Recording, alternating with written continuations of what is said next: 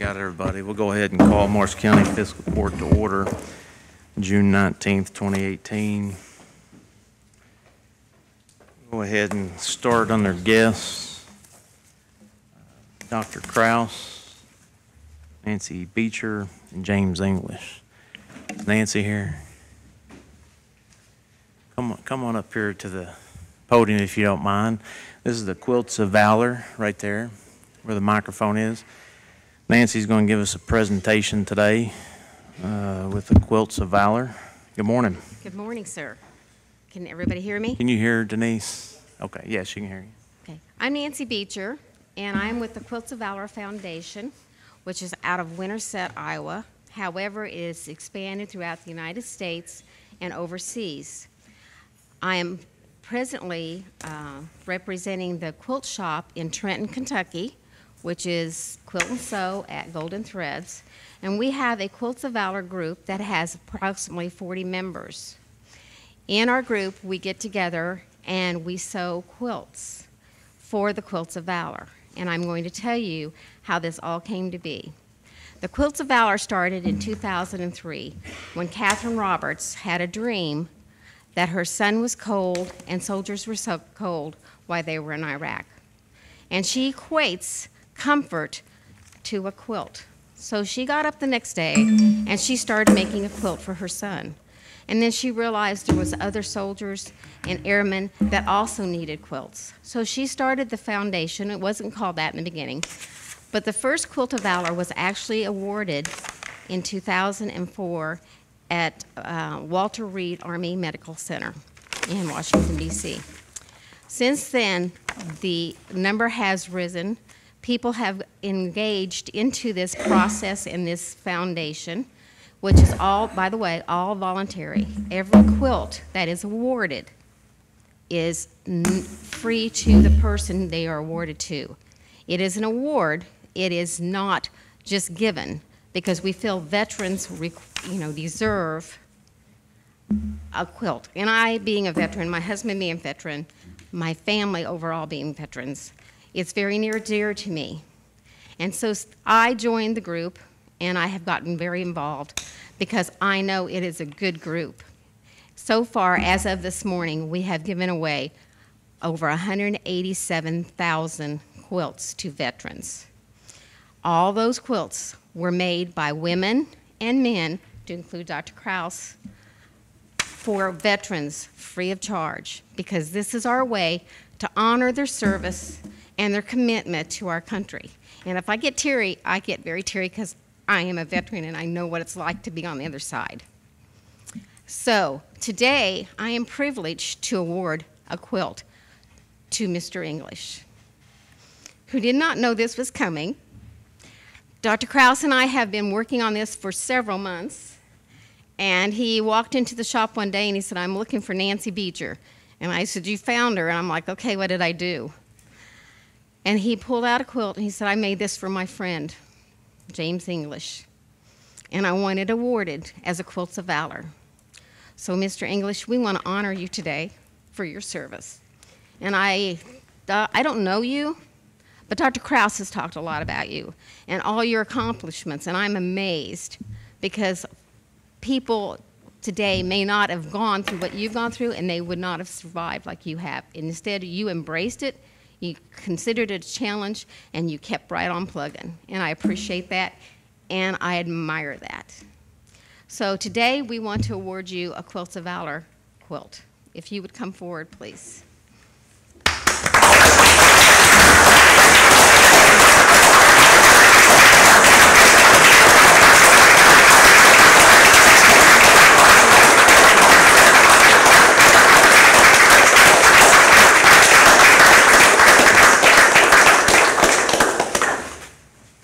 This quilt was made by Dr. Kraus, and we're going to, if you'll face the camera, please. And I will read you the certificate. Could you help me just for a minute hold this, please? Yes, ma'am. Sure, it's got to do something. Yes, ma'am. We award this quilt to James R. English, the Quilts of Valor Foundation, wishes to recognize you for your service to our nation. We consider it a privilege to honor you. Though we may never know the extent of your sacrifice or service to protect and defend the United States of America, as an expression of gratitude, we award you this Quilt of Valor. I just want you to know that he spent time in Vietnam, and some of you don't remember Vietnam. I do. It took a lot of young soldiers, took family members, and Vietnam was not a pleasant war, conflict, whatever you want to call it, because they were not appreciated when they came back. And so this is one of our ways also to show you that we appreciate you and thank you and welcome home, sir.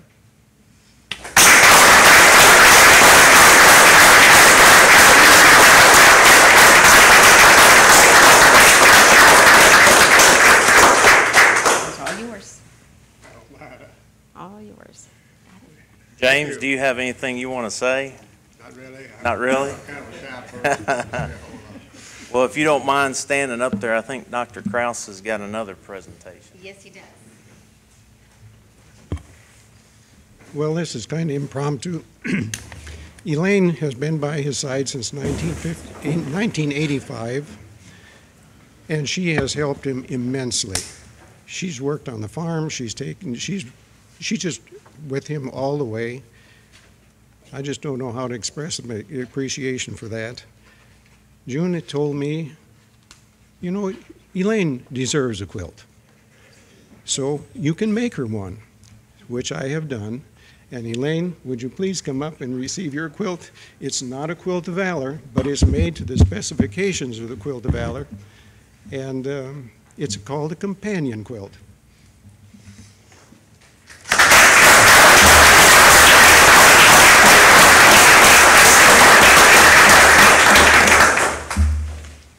Here's your certificate of appreciation. Thank you. Thank you so much. And he has also made you a quilt. You didn't know that was coming, did you? No, I didn't. I talked to her. I've never talked to him, but I talked to her. You know, in the office, you said one day, I would love to have one of those quilts. And Okay. that's what started it. I never thought of such a thing. Thank you so much.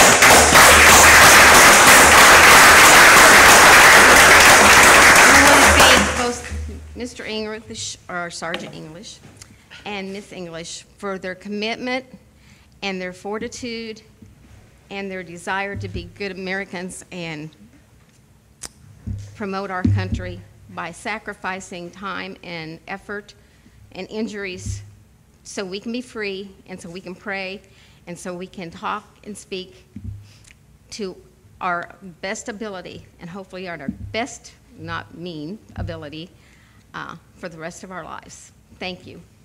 Thank you. Thank you both. Appreciate it.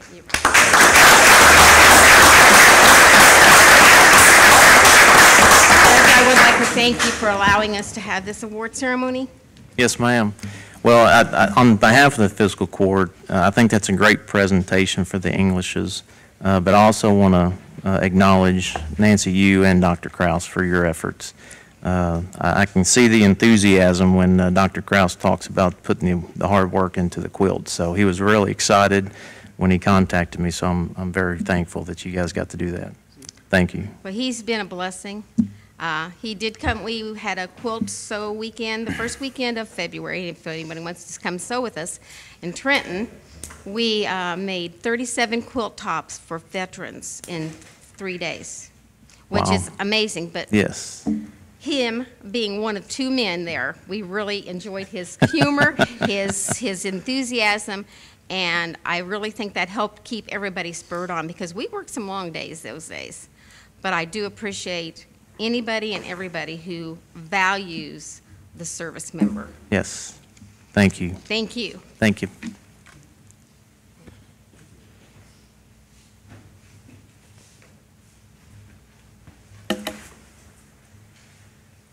We'll move on with guest Jim Askins is here to give a presentation on Kentucky Wired. Good morning, sir. Good morning. Thank you very much, Judge, for allowing me a few minutes to do this. And before I begin, I think this is my 35th Fiscal Court meeting, and it's neat when I get to travel and see things like this. And so I'll try to get through this too. I know it's We have kids and we homeschool, and we teach them to honor and to thank our veterans, and appreciate that. So anyway, all right. Kentucky Wire Project is a public-private partnership project that began under Governor Beshear. It's continued under Governor Bevin. And what it is, it's to install fiber optic cable infrastructure throughout the state to get broadband access to all 120 counties.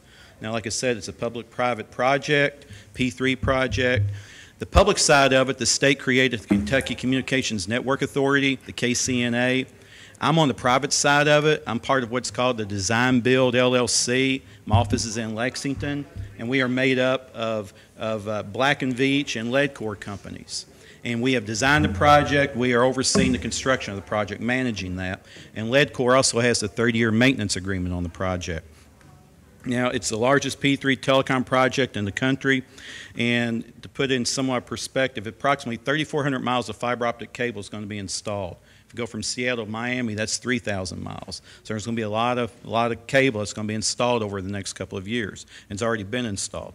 Now, what it is, it's called a middle mile project. What that means is this project does not take it to homes and businesses. The KCNA, the state, determine in each county where this infrastructure is going to go to, and those are the only places that it goes to. So the state determined that, but we take it to those sites, and then everything's connected, tested, and migrated over to the new system. But that is in place, infrastructure is in place, so that then each community can use that infrastructure either through public or private entities, new or existing entities, or even partnerships at a local level or regional level that can help expand broadband access throughout the county. Half of this, now what's coming through Marshall County, it's on what's called the backbone. And the cable is about this big, but it's 288 fibers are in that cable. And each fiber is about as big as a hair on your head. So 288 strands are coming through, actually in two places.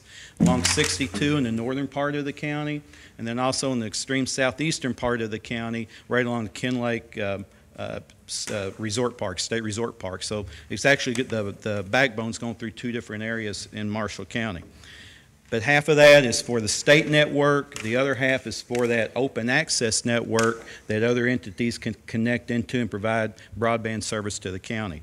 You know, y'all are on Fiscal Court, and you know how important economic development is, and this is one of the big parts for that, because, you know, high-speed broadband access is just as important as your transportation, water, and sewer and everything. And that's what's, you know, one of the main drivers of this. Also, your education, research, whether it's K through 12 or post-secondary education, that's such a vital part now because so much is done online and everything. And also even healthcare, improving healthcare. A lot of people have heard of telemedicine, but Union County, I was in there about 6 weeks ago, and they secured a teledentistry grant. So even now dentistry is being done remotely and through video and everything. I found that interesting. Now, the state is divided up into 6 areas called rings. And Marshall County is in, by far the biggest ring, is in Ring 4, and Ring 4 goes from I-65 all the way to the Mississippi River. Now, the first ring, the entire project is scheduled to be completed in 2020, and the first ring is scheduled July 10th.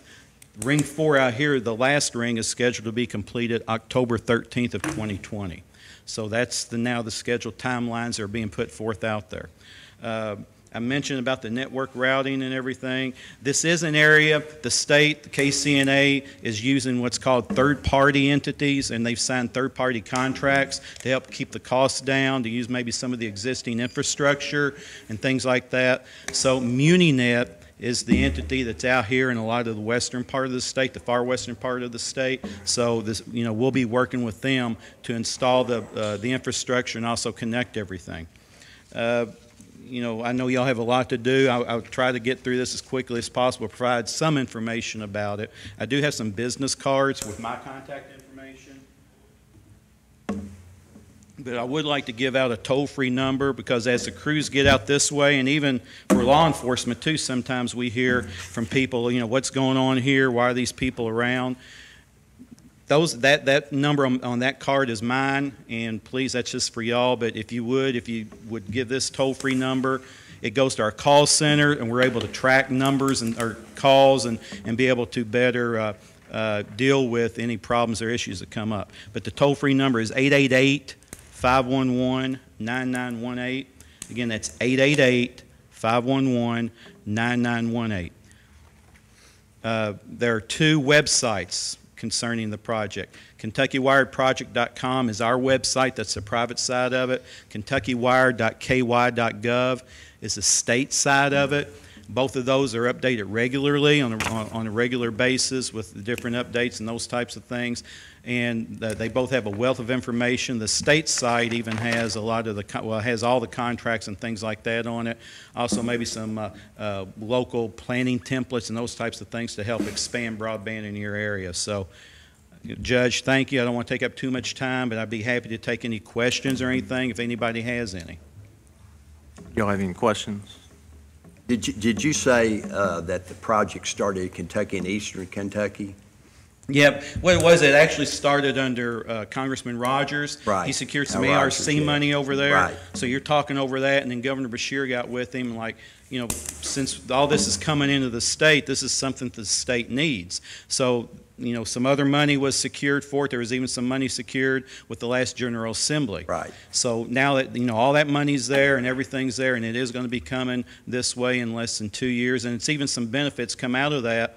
U.S. News and World Report comes out with an annual, or close to an annual report on internet access. We've already moved up from 48th to 36th in 1 year. Right. So this is really important. But yeah, it did start over there, but now the whole state's involved in it. I'm aware of the program and some of the information you just gave out through the Kentucky Magistrate Commissioners Association and KCO and their continuing education to elected officials, and certainly a very worthwhile program, and appreciate your endeavors. And in that my only complaint would be you started at the wrong end of the state. You should have started in Western Kentucky with us and gone east. I'm from Owensboro, and I lived most of my life in Davis and Ohio counties, and spent a lot of time over here. I have my brother has in-laws that actually from Marshall County, so we spend a lot of time over here. So, Good deal. But anyway, and you mentioned that, and anybody that's going to Lexington in a couple of weeks, I guess I'll see y'all then. Okay. I'll be there. See you there. Thank y'all very much. Thank you, Jim.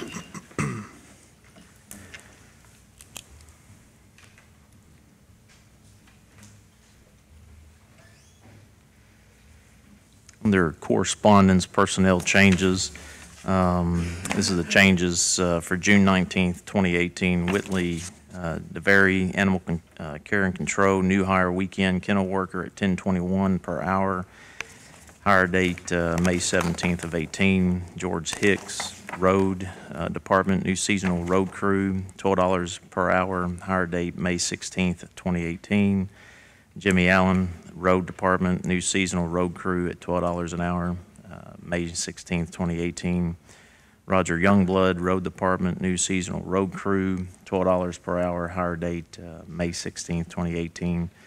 Jessica Treese, Park, wage increase from $15.18 to $16.18 per hour per graduated pay scale at 1 year employment effective May 1st, 2018. Lake and Robinson, Clerk's Office, wage increase from $11.50 to $12.50 per hour effective May 1st, 2018 per Tim York. Vicki Frazier, Clerk's Office, wage increase from $11 to $12 per hour effective May 1st, 2018 per Tim York. Wendy Greer, Road Department, added cell phone allowance, county phone returned effective May 16th, 2018. Cheryl Ely, County Attorney, retirement effective June 1st, 2018. Gary Travis, Road Department, retirement effective June 1st, 2018. Vicki Moore, Judicial Janitor, retirement effective June 1st, 2018. Jason Medley, Sheriff's Office, voluntary resignation May 4th, 2018. Also on their correspondence, I put this on this morning. I just got this email late last night. I just want to give an update. Several commercial fishermen, we all know about the Asian carp, but in the Kentucky Lake and the Barker Lake area, several commercial fishermen have expressed concerns. I know the state and the tourism department is also working on this issue. 2 weeks ago, we had some staff members, the deputy judge, had sat down with Mitch McConnell's personnel, Andrew Swafford, who is the Director of Projects, and we shared concerns with them as far as the Asian carp in the Barkley and Kentucky Lake.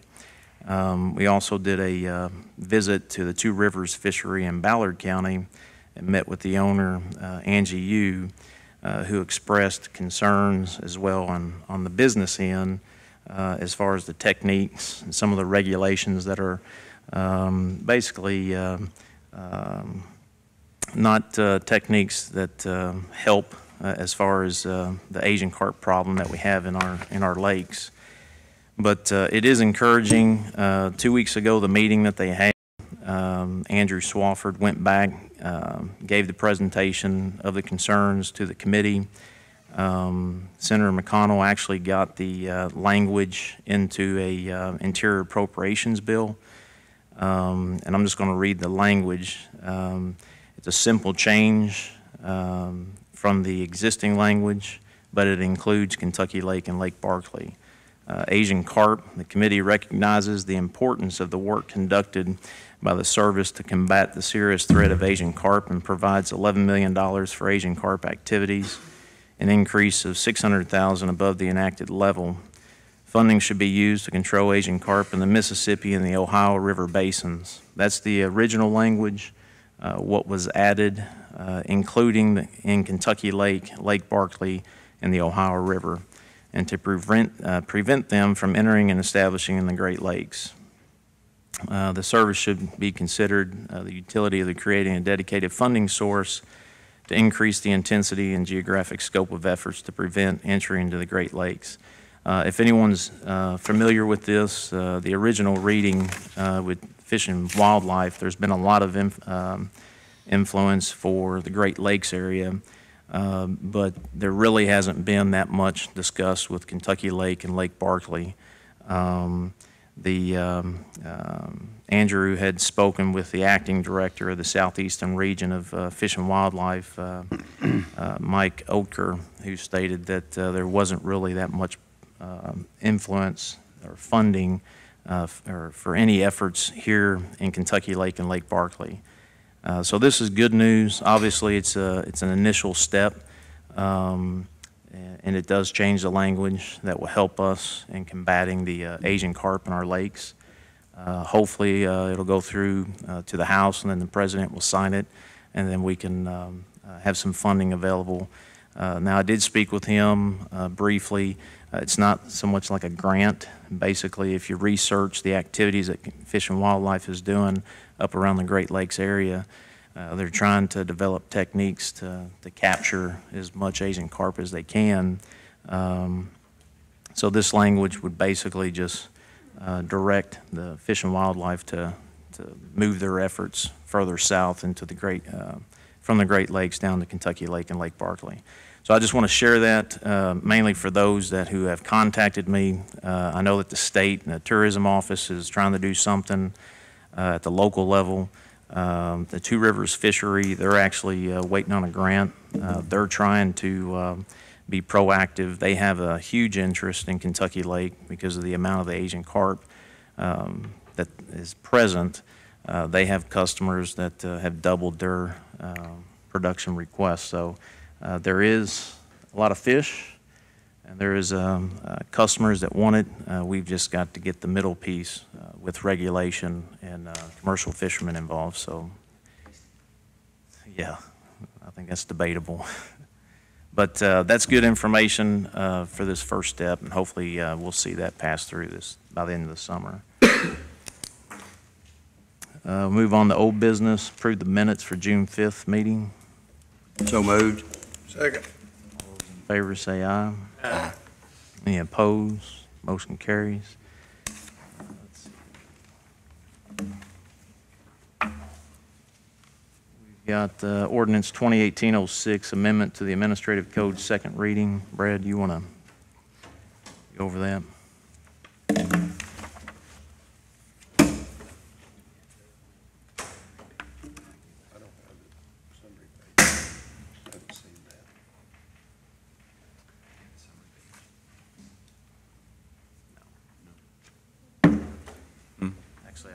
It was discussed last time that it was going to be put into a different format.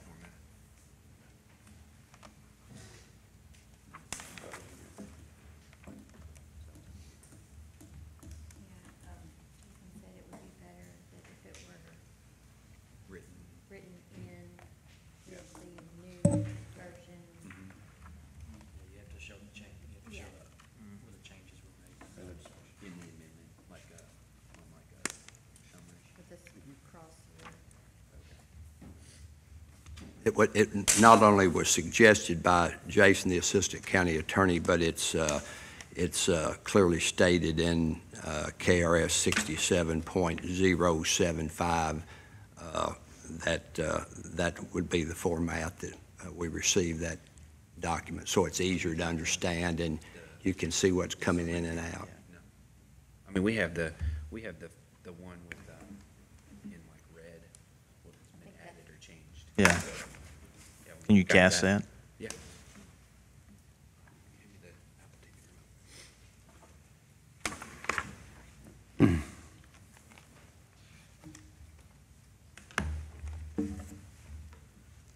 While he's doing that, we'll jump down to the Ameribration ad, the Lake News. We discussed this last meeting, and it was reported that there were about $580 in our advertisement line item. If you look at the ad, there are two ordinance or three ordinance that we're doing the first reading on. We won't advertise for those until the second reading is completed, so sometime in July. So we'll be in the next fiscal year as far as advertisements for those. So I think there's $500 roughly in the account that's been budgeted. If you look at half a page, advertisements $440.37. I would say that we would advertise a half a page. That way we don't have to make that account go negative. Is that an updated total? At our last meeting, I think our treasurer told us that there was $900 and some odd dollars after reviewing the tape in that account. Has that changed since last week or 2 weeks ago? Yes, there's 547.45. That's up to date. So the information that's gone from 900 and something 2 weeks ago down to 500. 547. Okay. Yes, we had 2 notices that were ran and paid at the last fiscal court meeting.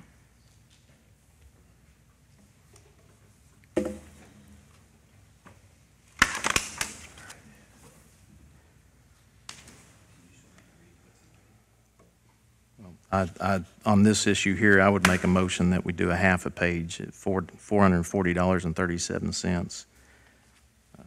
We've got those dollars available.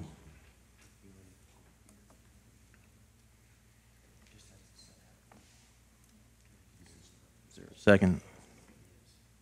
Second. All those in favor say aye. Aye. Any opposed? No opposed. Motion carries for a half a page advertisement. 440. Certainly like to speak to that, as I did last 2 weeks ago. As Randy Newcomb, our tourism director, was here and stated the importance of investing in the community, and 12 to 15,000 people will be at this event, and it's an opportunity to showcase our county, and some of these people come with their families and reunite, and people that lived here years ago, but I think it's money well spent.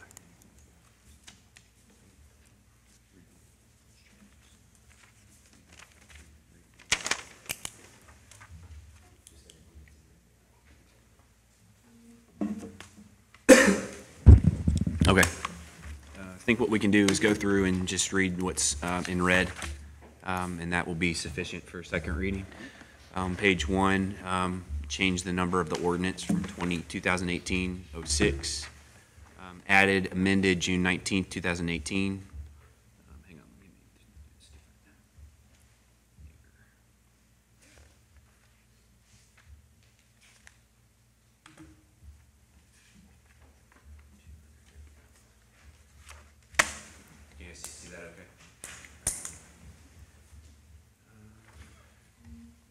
Page 8, take out and surveyor, add and administrator.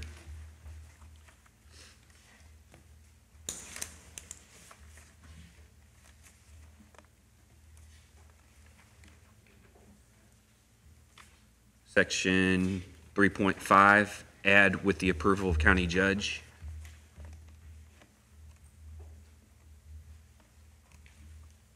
Section 4.1, add on A, add assistant treasurer.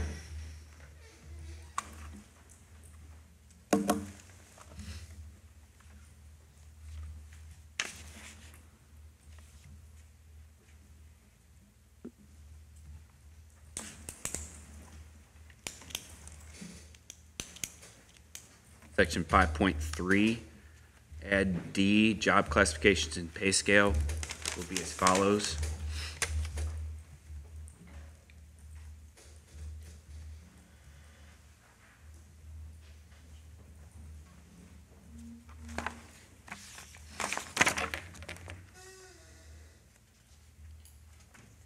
Section 5.23, D, add is terminated or changes employment. Remove if an employee is terminated from their position, they will not receive any pay for unused vacation time.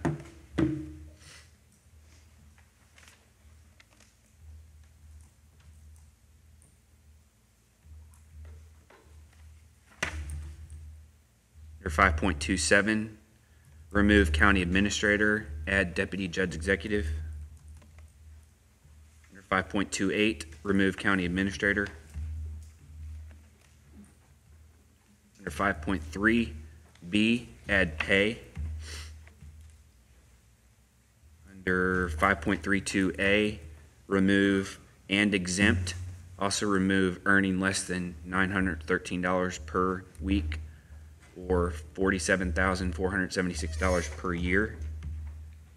Section B of the same section, remove earning less than $913 per week or $47,476 per year employees.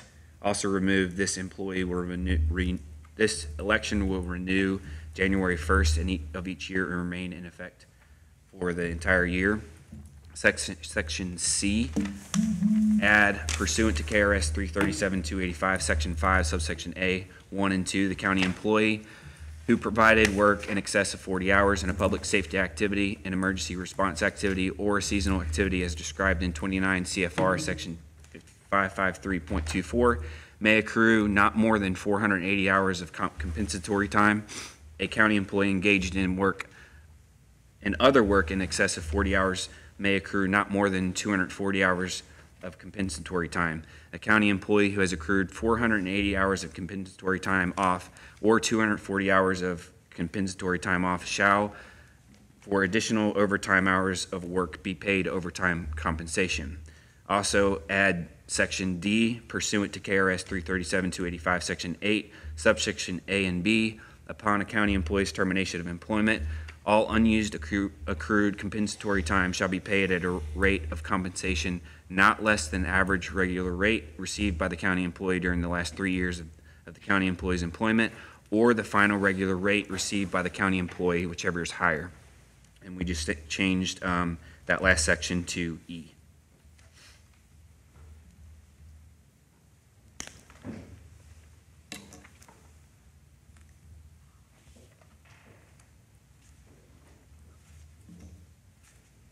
Section 5.46 A to D, add hourly rate.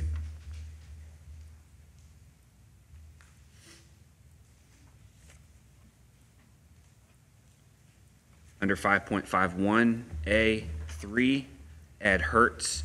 Remove alternatively, the employee may drive his or her own vehicle and receive mileage at the federal rate for the miles traveled. Add, if the employee still chooses to drive their personal vehicle, the employee will only receive what costs would have been for a rental vehicle.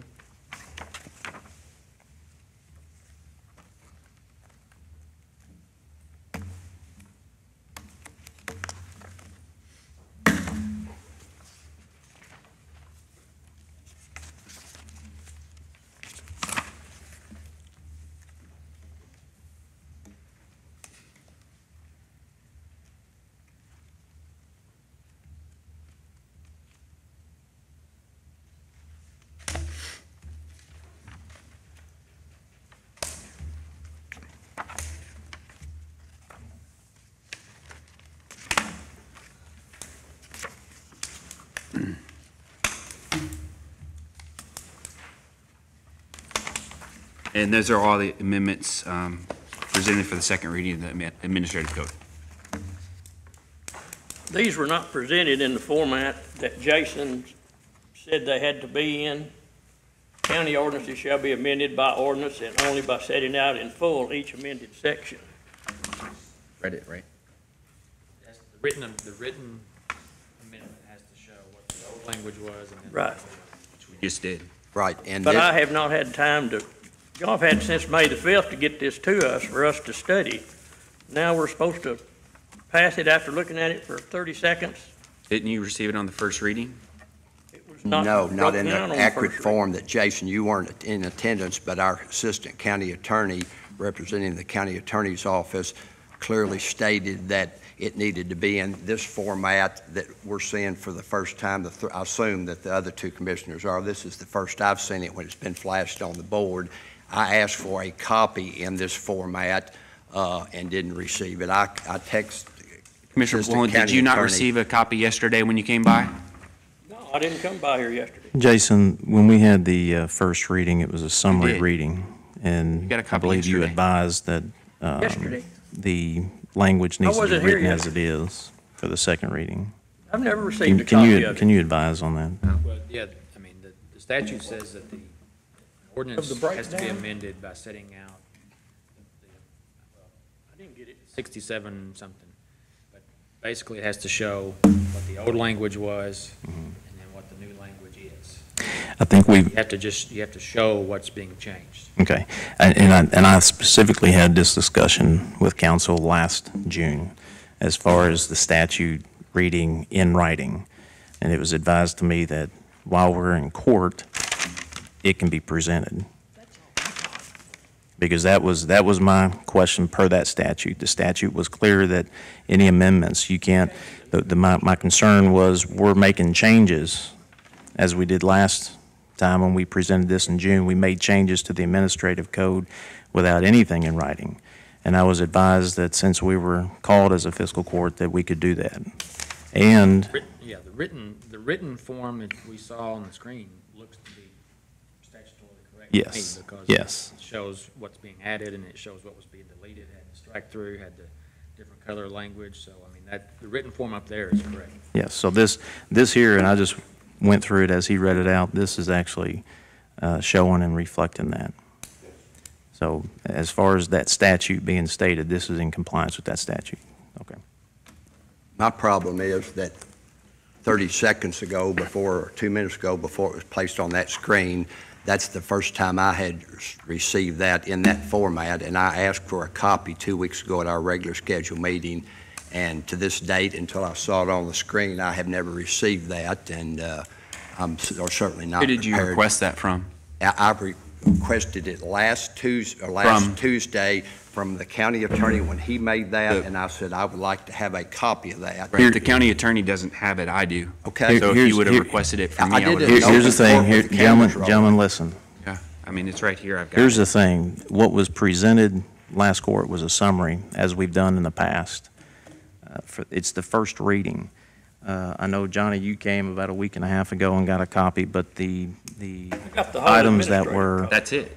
the items that were listed Got it all in. in that summary, you can see Format, though. in the actual administrative code, you can go through and you can read it and you can see it. But as far as the statute, and presenting this for the month of June, this is in compliance for the month of June, or the statute. We're supposed to review this in the month of June. As council has stated last year, when we gavel the fiscal court to order, we can do that. So these same changes were read in the first reading, right? Same thing, format. So you guys heard this 2 weeks ago. I'd like to get the legal counsel to comply. Obviously, the assistant county attorney thought it wasn't in the proper form, and he advised this court 2 weeks ago to put it in this format, which I'm seeing for the first time on the screen 3 minutes ago, 4 minutes ago now, is my point. Is that not accurate, Jason? Well, the first reading, correct, it Right. wasn't in the correct form. Right. It is now. Right, it is now. My point is, 4 minutes ago, I'm seeing it for the first time. That's not enough time for me to digest the information in the proper format and take action, make an informed decision. So, what we've got is, you're talking about really two different things. One is the format. The written format as it is now is correct. And whether or not the court feels like it has had enough time to digest that format and make a decision, that's y'all's call. Yeah, and That's my point. and that's, my point is that we had this discussion last year, which was totally the opposite. There was nothing in writing. We discussed and made changes as a fiscal court body with the administrative code, because in the month of June, that's when the fiscal court can review it. And we did it, if you remember. We put it up on the screen, and you made changes as we went through. So we've set a precedence last year, because when I read the statute, the way I read it was that it had to be presented in writing. But I was told by the county attorney that we can do it as a fiscal court. So as far as the practice, we've set a precedence last year. Now all of a sudden we want to change this year.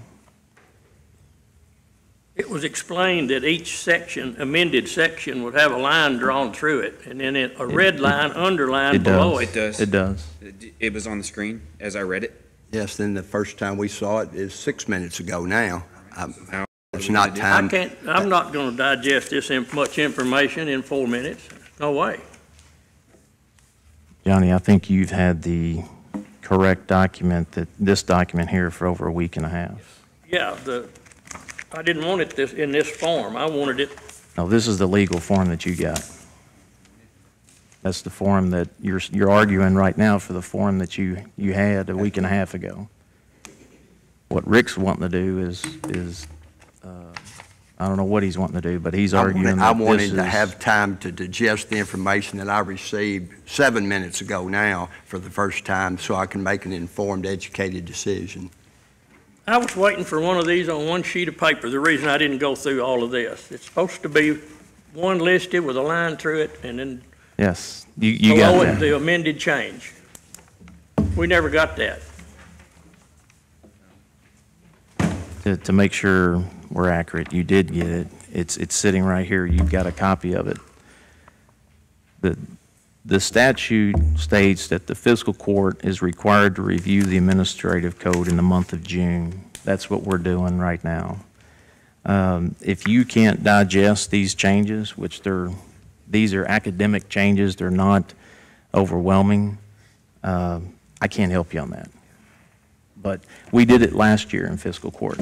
We actually put it up. I think council wrote it out. We can pull the video up and watch. What you're arguing is exactly what we did last year. But you're arguing that you can't do it. I'm not saying that. I just said You're saying that you can't digest it. Time, We went proper form, line make an through line informed, last year. educated decision.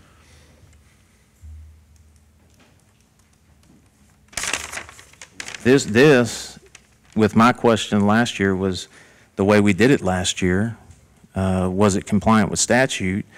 What we're saying today is that it's not, but we did it last year that way. You created it, you wrote it right there in fiscal court. Well, that which was in writing. That was the argument, was that, is it in writing? And we're in fiscal court right now. You've got the document, it's in writing. We're supposed to review it as a fiscal court by statute in the month of June.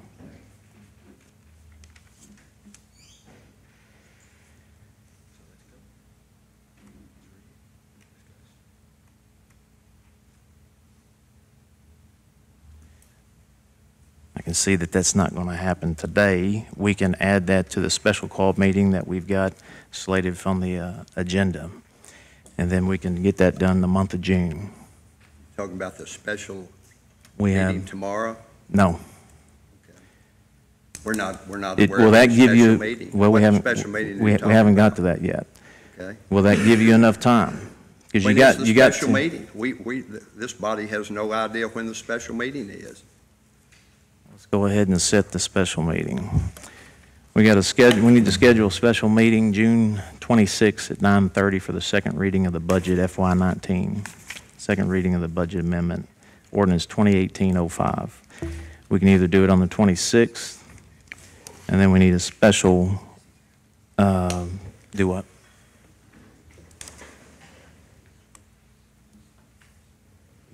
Be that morning, because we got to He leave the can't be here. conference. Okay, He can't be there. there we go.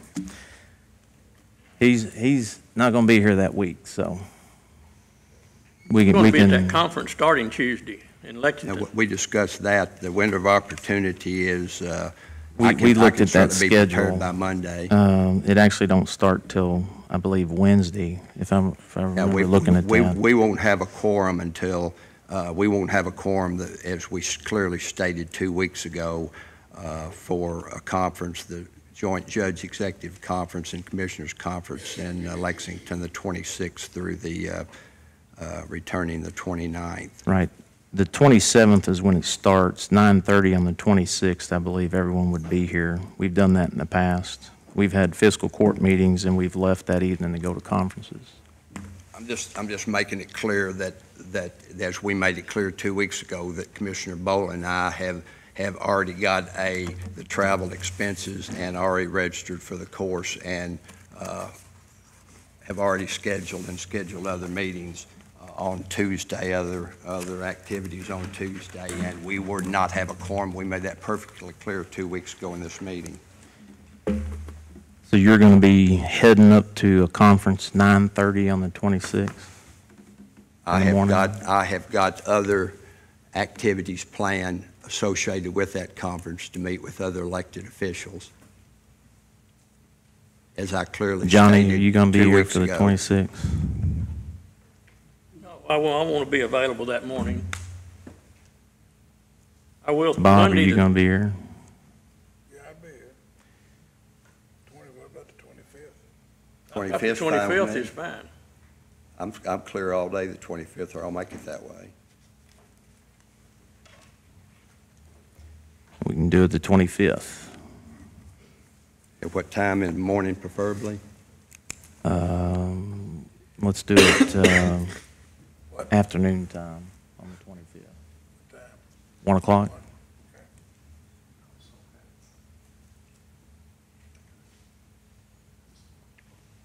And then County we Attorney's need to Office have available?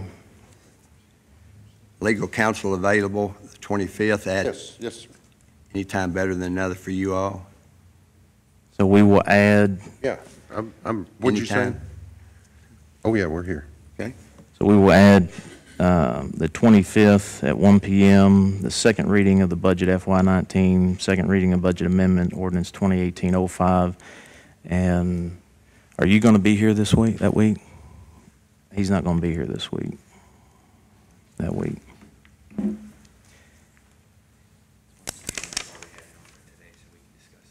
Yep.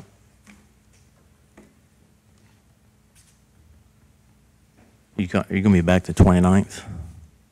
No? You're gone that whole week. I can call in on that Monday. I don't mind doing that, if there's clarification. Well, as far as meeting the statute, we have to review it in the month of June. I'll just do it this way. We just reviewed it. You guys can't comprehend it. As the judge executive, I can present it in the month of July. So I will present these amendments in the month of July. And we can review it in the month of July. I have no problem with that as long as we start the process. I think that was the The only intent and part problem of the is law, the- that we start the process in June, and if it takes 3 months to get it right, we deserve to get it right. The only issue with that is that it won't be available for July 1st. We've got it right here to discuss it, and we can go line by line and get this done today. Also, Judge, I just wanted to make you aware, we did send a letter out to the commissioners on June the 1st, stating that pursuant to KRS 68005, Section 2, the fiscal court shall review the county administrative code annually during the month of June. and may, by 2/3 majority of the entire fiscal court, amend the county administrative code at that time. If you have any proposed amendments to the county administrative code, please submit them in writing to the judge executive's office no later than Monday, June 18th, 2018 by 4:30 p.m. I don't believe we've received anything on that. That was all code. thrown out the window when our legal counsel, Assistant County Attorney Jason Darnell, advised this body on June 5th, after that letter was sent out, that the information was not in the proper form, that it's governed by KRS, and he I'm not saying that. I'm saying that's that what I'm saying. I'm going to tell you something. Last year when we did this, we did it in the fiscal court. Changes were made to the administrative code. They weren't in writing. They were written in fiscal court. We didn't have time as a fiscal court to review it, but we did it in fiscal court. So we've demonstrated that we're capable of doing this. These changes, you can go through and look at these changes. They're not major changes. They're not hard to understand. Some of them are That's a matter of statute. opinion. It's clear that trying to schedule this, the HR, the one who's prepared this and put this all together is not going to be available. I don't have a problem at putting this at the end of fiscal court, so we're not letting these individuals sit around and wait in the fiscal court. We can stay here all night and get this done. So we're going to move on through the agenda. We're going to go ahead and go with the bid for financial institution quotes. Last court meeting, we opened 2 bids, one from CFSB for .03 above the Fed fund rate, and one from Heritage that had 2 choices, that was the Fed fund rate or a fixed rate of 2.25%. In looking into this a little bit further, Heritage offering those options, that's not necessarily in the format we requested. However, because this is not a bid, it's a quote, we are able to review both of those. There's a gamble either way. The Fed fund rate has already gone up from the 1.75 to 2.0. Indications look like that should go up at least one more time in this calendar year, and possibly in addition to that. So if we were to take the higher rate that is now, that is 2.25%, it's quite likely that we may be locked into that rate when the Fed fund would be higher than that in future. There's also the risk that it's not higher than that, that it doesn't climb above 2 and we stay then at 2% when we could be at 2.25. So I'm not sure that I can really give you a recommendation, just lay out these facts for you and let you all make your determination. We have been at Heritage for, I believe, 8 years now. It's been two terms of the quotes. So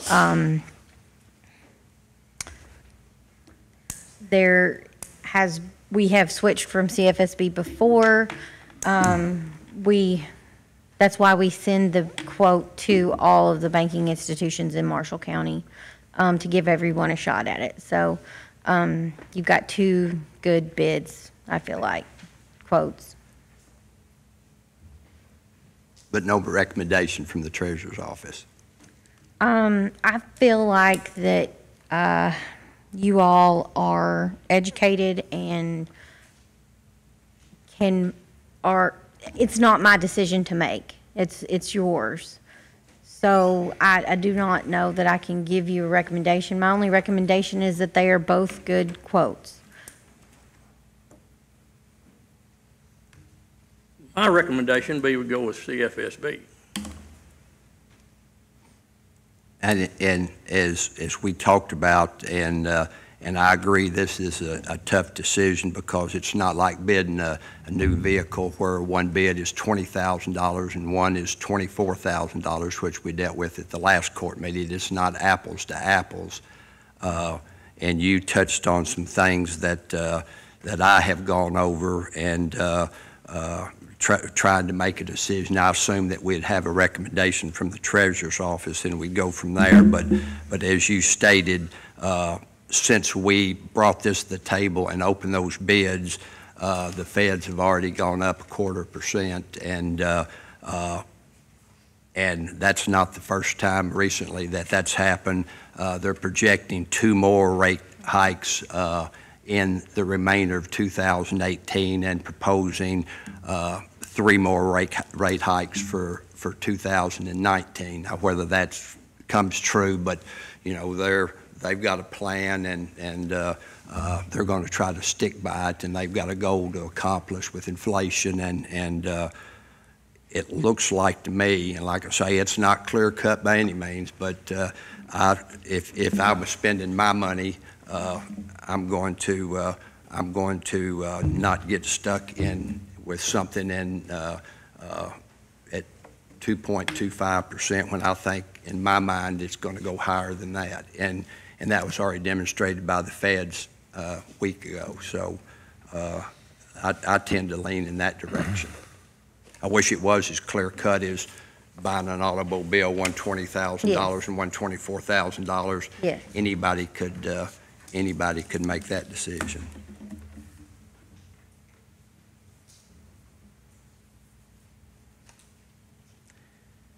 Is there a motion? That's a motion, yes. What, state your motion again? That we use CFSB.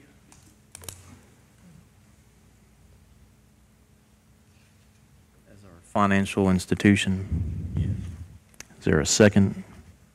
Second. All those in favor say aye. Aye. Any opposed? Motion carries. Under new business, Judge, can we skip ahead to B, so I can get to my, to which one? to B? B, ordinance 2018-07, regulating business at day use park. We discussed this last meeting. We put Jason on this. He put an ordinance together. We sent that to TVA. The response we got back from TVA is that it's up to us to basically set the time, and I believe we selected 2 weeks. But if you want to go ahead and read that, be the first reading of the ordinance. All right, this is ordinance, just noticed I left out a C in ordinance. Ordinance 218-07, ordinance regulating business at day use parks. Whereas the Marshall County Fiscal Court has received complaints regarding dock builders using property at day use parks for purposes of constructing and launching docks into the water in and around day use parks. Whereas the Marshall County Fiscal Court is aware of instances where dock builders have interfered with the ability of other persons to utilize and enjoy day use park resources. Whereas the Marshall County Fiscal Court is also aware of instances where dock builders have left behind old, abandoned, or dilapidated docks, which create numerous problems, including but not limited to unnecessary and unsightly debris on the water or banks of the water, and safety hazards for patrons utilizing day-use parks. Whereas the Marshall County Fiscal Court deems it necessary to take action to address these concerns, now therefore be it ordained by the Fiscal Court of Marshall County as follows. Section 1, definition and coverage areas. For purposes of this ordinance, the term day-use park shall mean all those properties leased by the Marshall County Fiscal Court from the Tennessee Valley Authority. Section 2, prohibited activities. It shall be unlawful for any person to engage in any commercial, business, trade, or for-profit activity on any day-use park property that, 1, creates unreasonable noise, 1 or more safety hazards, or 1 or more physically offensive conditions, or 2, unreasonably interferes with the public's right to peacefully enjoy the day-use park as a recreational property, or 3, unreasonably interferes with the flow of vehicular traffic or access to any public boat dock, ramp, pavilion, restroom, or other facility. B, it shall be unlawful for any person to negligently or knowingly leave behind any litter, scrap material, or other abandoned property either in or on the water or on the property of the day-use parks, including but not limited to abandoned or dilapidated docks. For purposes of this ordinance, the word litter shall have the same meaning as defined in KRS 512.010 In cases of abandoned or dilapidated docks, the abandoned or dilapidated dock shall be removed from day use property within 14 days. Failing to do so within that time frame shall constitute a violation of this ordinance. Section 3, penalties. Any person who violates any of the provisions of this ordinance shall be guilty of a misdemeanor and shall be fined not more than $500 or imprisoned in the county jail for not more than 30 days or both. Each day of a continuing violation shall constitute a separate offense. That's the first reading. Can I ask a question, Jason? Well, I'll just tell you what I told Mr. Holcomb that I would contact the TVA police, and I talked with Inspector Thomas Vaughn, and he got back with me, and he said that they are not supposed to be leaving those docks, period. They're supposed to remove them immediately. So we're going to give them a 2-week time period? We were here last time, it was 90 days. Yeah. Well, he said he knows of no time period, and he checked with his higher-ups, and he said they are not supposed to leave them at all. They're supposed to remove them immediately. Where did the 90-day information come from? I heard that same TVA. thing on June 5th. That's from TVA. Okay. TVA says immediately, then, we could do. Well, they also said 90 days, we just heard. So which one, we're talking, which one's Like I said, I right? went through the law enforcement end of it, and he got back with me and said that they're not supposed to be tying them up and leaving them at all. They're supposed to dispose of them as soon as they remove them. Now, they also said, TVA too, right? Yeah. they also said that whatever county ordinance or state law is in place, we can enforce that on TVA property and do what we need to do on that. And he also said that they would be willing to contact the builders if we know who the companies are, and they will talk to them themselves and say, you're not supposed to leave them, and see if that'll help as well. Now, like I said, that's coming from the law enforcement end of I think it. their enforcement end is where the problem is. That would never been an issue if they would make those calls. Yeah. Well, that's, I'm just reporting back on what I told Mr. Holcomb that I would do on the law enforcement end of it, and that's what they've told me. Brad's going to read the email that we Yeah. got from So I from sent this TVA. to TVA, and they sent it to their attorney for review. I sent the ordinance. And this is the response back I got on the ordinance that Jason just read. The county is allowed to set its own rules for use of the parks as part of that management responsibility, and as a result, can set its own time frame and definitions on illegal facilities and when they need to be removed. The county does not have to use 90 days as the time frame. TVA would prefer that the phrase within the time frame allowed by the Tennessee Valley Authority, which we've already removed, be removed from Section 2. It is not necessary to reference TVA at all. Let me know if this helps. So that's the response I got back from the ordinance. As usual, when you're talking with a government Do entity. 14 days, you can do 7 days, you can do 2 days. I mean, I think that's very reasonable, and I have talked to Bob also, and Commissioner Boland and I met a couple of weeks ago down at that particular day park and Rocky Point, and these people, they understand, and they don't want to be, there's 3 dock builders in Marshall County, and they provide service for Bob and his neighbors and everybody else on that dock has 3 choices when they want their dock repaired, a new dock put in. So they don't want to run them out of business. We want to clean up what's going on, put everybody on the right game. That's not your intent, Bob, and we discussed that yesterday and a week ago, and we just want to draft something that everybody can live with and put on the right game, make everybody responsible. They don't need to be building docks for 3 or 4 days and where you can't launch your boat. That's not the purpose of that, but we still can't expect them, and Bob and his group agree, we can't expect them to not be able to launch a dock so they can repair him and his neighbor's docks or put in new docks. We just need to work together where this is a win-win situation and they have no problem with that. And the way that it's written, I purposefully wrote it that way. It doesn't really address docks only. I mean, it addresses any. Right. Anyways, I think it's a good document, and I don't have no problem with it. I was just reporting back what TVA police had told me, because I said I would contact that end of it. We'll move on. That was you said you had to go. Judge, before we move on to that, while we're on that subject, and Bob, and I don't know if anybody in this group's here, we also talked about in that meeting a good time to provide that information, but, and they have talked to Sheriff Byers about the speed limit on that road.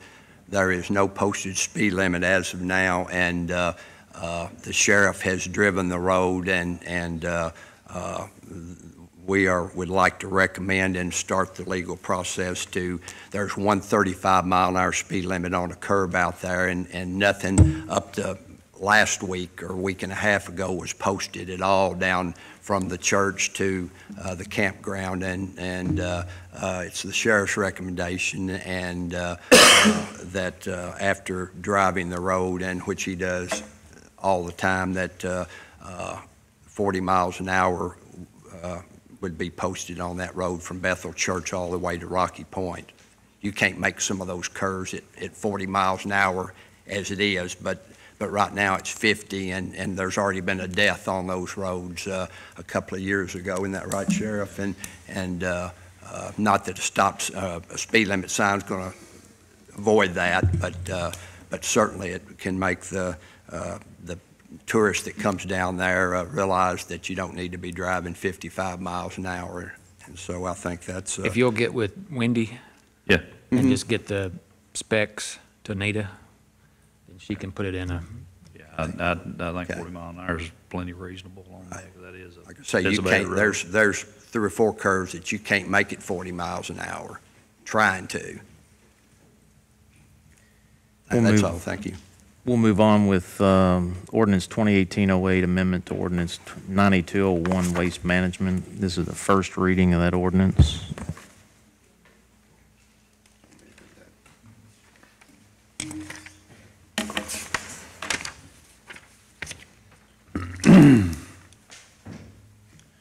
This is an ordinance of the Fiscal Court, Marshall County, relating to the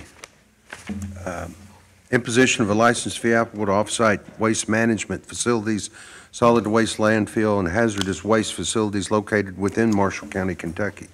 Be it ordained by the Fiscal Court of the County of Marshall, Commonwealth, Kentucky, that Section 1, the following words, when used in this ordinance, shall have the meaning described to them in this section, except where the context clearly indicates or requires a different meaning.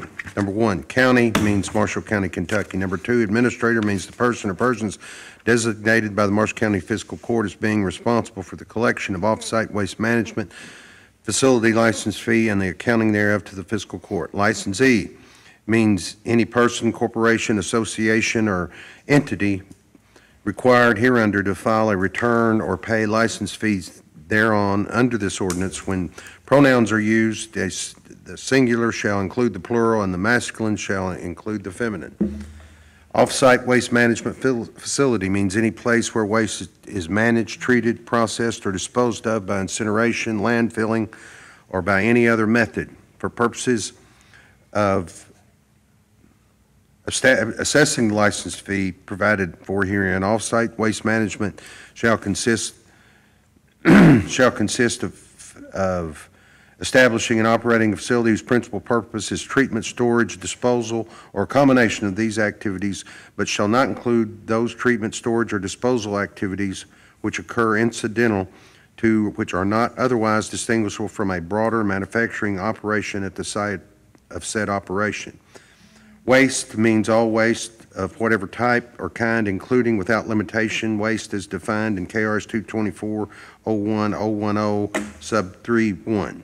Person means any natural person, a corporation, partnership, association, joint venture, or other legal entity. Gross receipts means the total amount of all consideration received by the waste management facility for the storage, handling, disposal, of treatment of waste from whatever source valued in money, whether received in money or otherwise, without any deduction for any expense or cost of doing business, including but without limitation the following. A, the cost of materials used or service costs, interest paid, losses, or any other expenses in connection with the operation of the facility.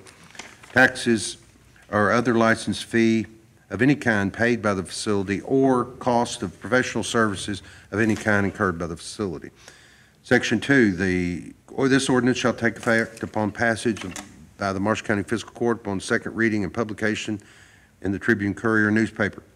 Section 3, any off-site license management located within Marshall County, Kentucky shall pay an annual license fee in an amount equal to 5% per annum of the gross receipts of such a waste management facility. B, any solid waste landfill located within Marshall County shall pay an annual license fee in an amount equal to 5% per amount of gross receipts of solid waste landfill. License fee shall be increased by 1/4 of gross receipts of waste received by the landfill from outside the planning area.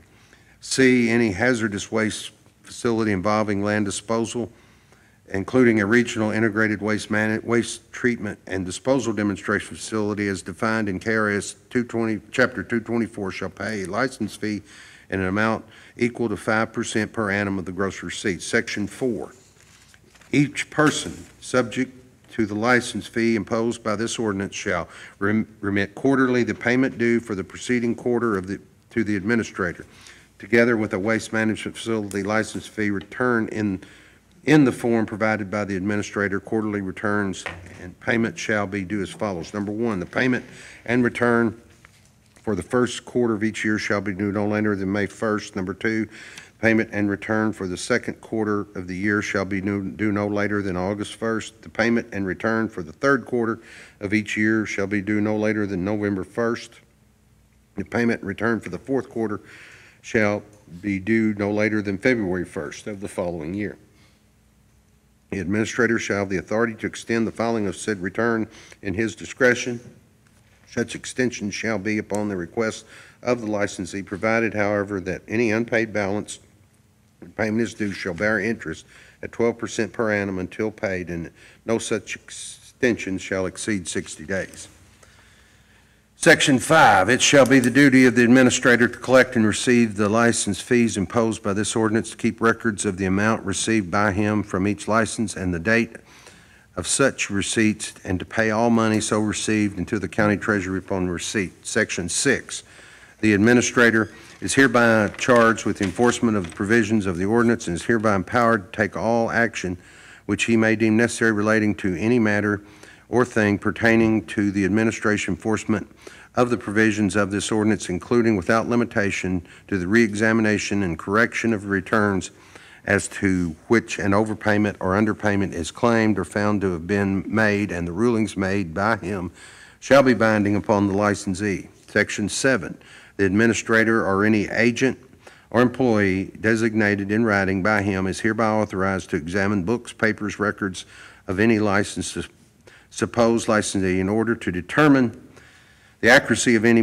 return made, or if no return was made, to ascertain the amount of license fee imposed by the terms of this ordinance. Each such licensee or supposed licensee is hereby directed and required to give the administrator, his duly authorized agent or employee, the means, facilities, and opportunity for such examination and investigation as are hereby authorized. The administrator is hereby authorized to examine any person under oath concerning any information relevant to the collection of the license fee imposed herein, and to this end, and may compel the production of books, papers, records, and attendance of all persons before him, whether as parties or witnesses, as he believes to have knowledge of such information.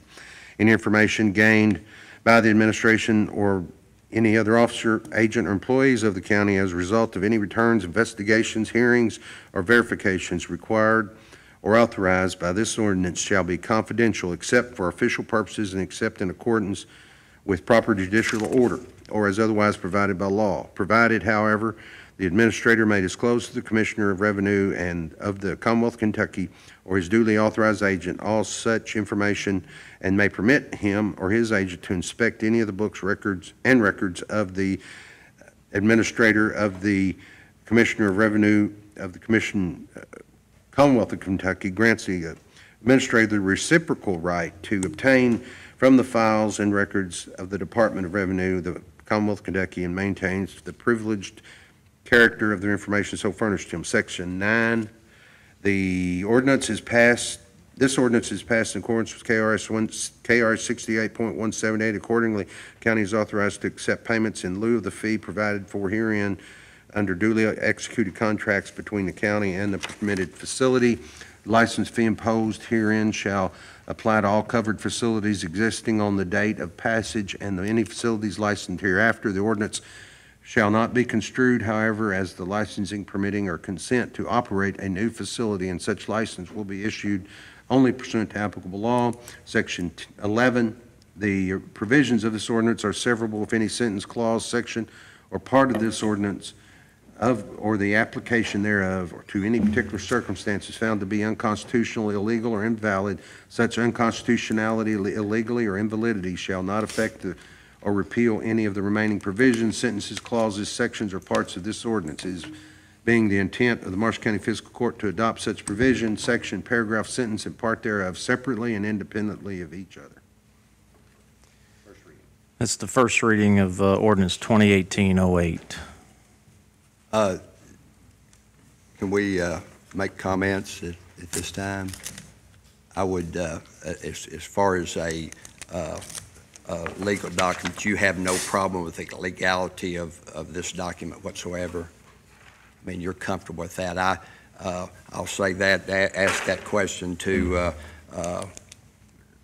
on March the 23rd, this body, the Marshall County Fiscal Court, met in joint session with the Marshall County Refuge Board and their representatives, with legal counsel being our county attorney, and their legal counsel, Denny Noel, was present. And at that time, the man sitting in the audience, Mr. Brian Miles, that had been recommended by the waste management people at the state of Kentucky to lead us through this negotiation, because by our own admission, we knew nothing about waste management or the laws pertaining to it.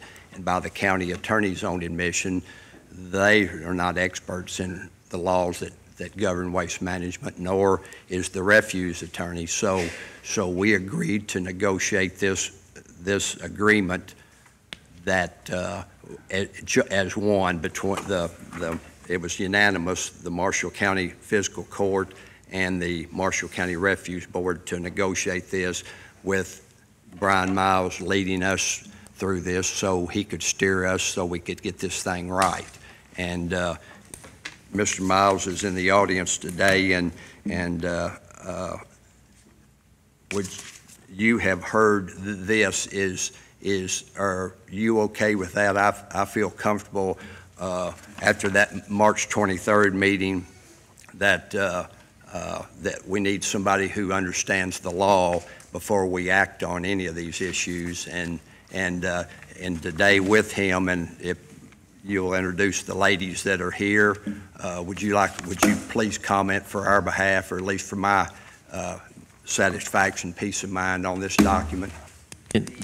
Before we get started, the ordinance that you're talking about was recommended for the council to type it. At his recommendation? Yes. Up on his recommendation, March 23rd. I just want to make sure this ordinance the is the same recommendation, and ordinance. they have talked several times since. There's an error in the ordinance as it was written. And who directed the council to write that ordinance? Well, we determined it at March 23rd Who's meeting, we were ready to draft. Brian, would you come where they can hear, the people can hear you, please? I can't hear you there either. In our March 23rd meeting, we directed that there be a draft of this ordinance written. It was a tool to be used in a negotiating process and possibly to be executed at a later date if needed. County Attorney, if you'll remember, actually think that it was an honest mistake. Remember, we had to change that very first section from 5% to 2%. Okay. This, I believe, is the old, that was the very first draft of it, where it talks about the off-site waste management facilities. Okay. KRS 68-178 only authorizes you to charge 2% there, not 5%. That was a error in the very first one. That's Yeah. correct. So is it accurate that this ordinance that you gave me is not the second ordinance, the second draft? Well, Where's the draft, or where's the There. ordinance that's got the correct language in it? Well, I failed to put the 5% in, or the 2% in. That, Well, actually, I'd already, I've got a copy. I'd already You attempted, I changed- wrote in I just overlooked the correction Right. Okay, when I so- gave you that one. That should just be in that, section A should be 2% instead of 5%. Okay, so the ordinance, since this is the first reading, it can be corrected? Yes. Okay. Yes. The And section B as well, I guess. No. Just in A. Yeah, just in the one section, it should be Okay. 2%. Section 1 should be 2%, the second section should be 5% with the 0.25% increase, and section 3 is 5%. Okay. But other than that, this ordinance here is Exactly what we. exactly talked what about. was, Right, yeah. right, Okay. and that one variation makes a significant difference in, down the road. We can make and- that and change. possible litigation if it left that way. We won't have the second reading until July, so we can make that change. Won't be an issue. Okay, Right. there's, with me in the audience, we have Lynn True and Deborah DeLong. They are from the Department for Environmental Protection in Frankfurt. There has been another issue that has arisen that I was just made aware of. Would you two like to come up and let them know?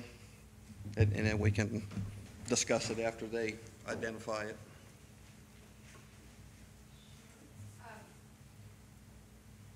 Well, we're happy to be here, thank you. I know I've spoke with you before, Judge, about this process called local determination. When did you speak with me? I believe early on, when Waste Path proposed their expansion, we had a conference call. When was I that? know the 109 board was part of it. Probably February. It was February. It was February. We talked with Jeremy and in a conference call. Just to give you some background and history, we work with the Division of Waste Management. We're with local planning and assistance, and we're tasked with helping local government and local solid waste management areas plan for their needs, all of their solid waste needs, everything from collection services to disposal, facility siting falls under that as well. Deborah DeLong is your local assistant, specifically assigned to Marshall County. So she's developed a very good rapport with Jeremy and the 109 board, Marvin, and will continue to work with them through this process.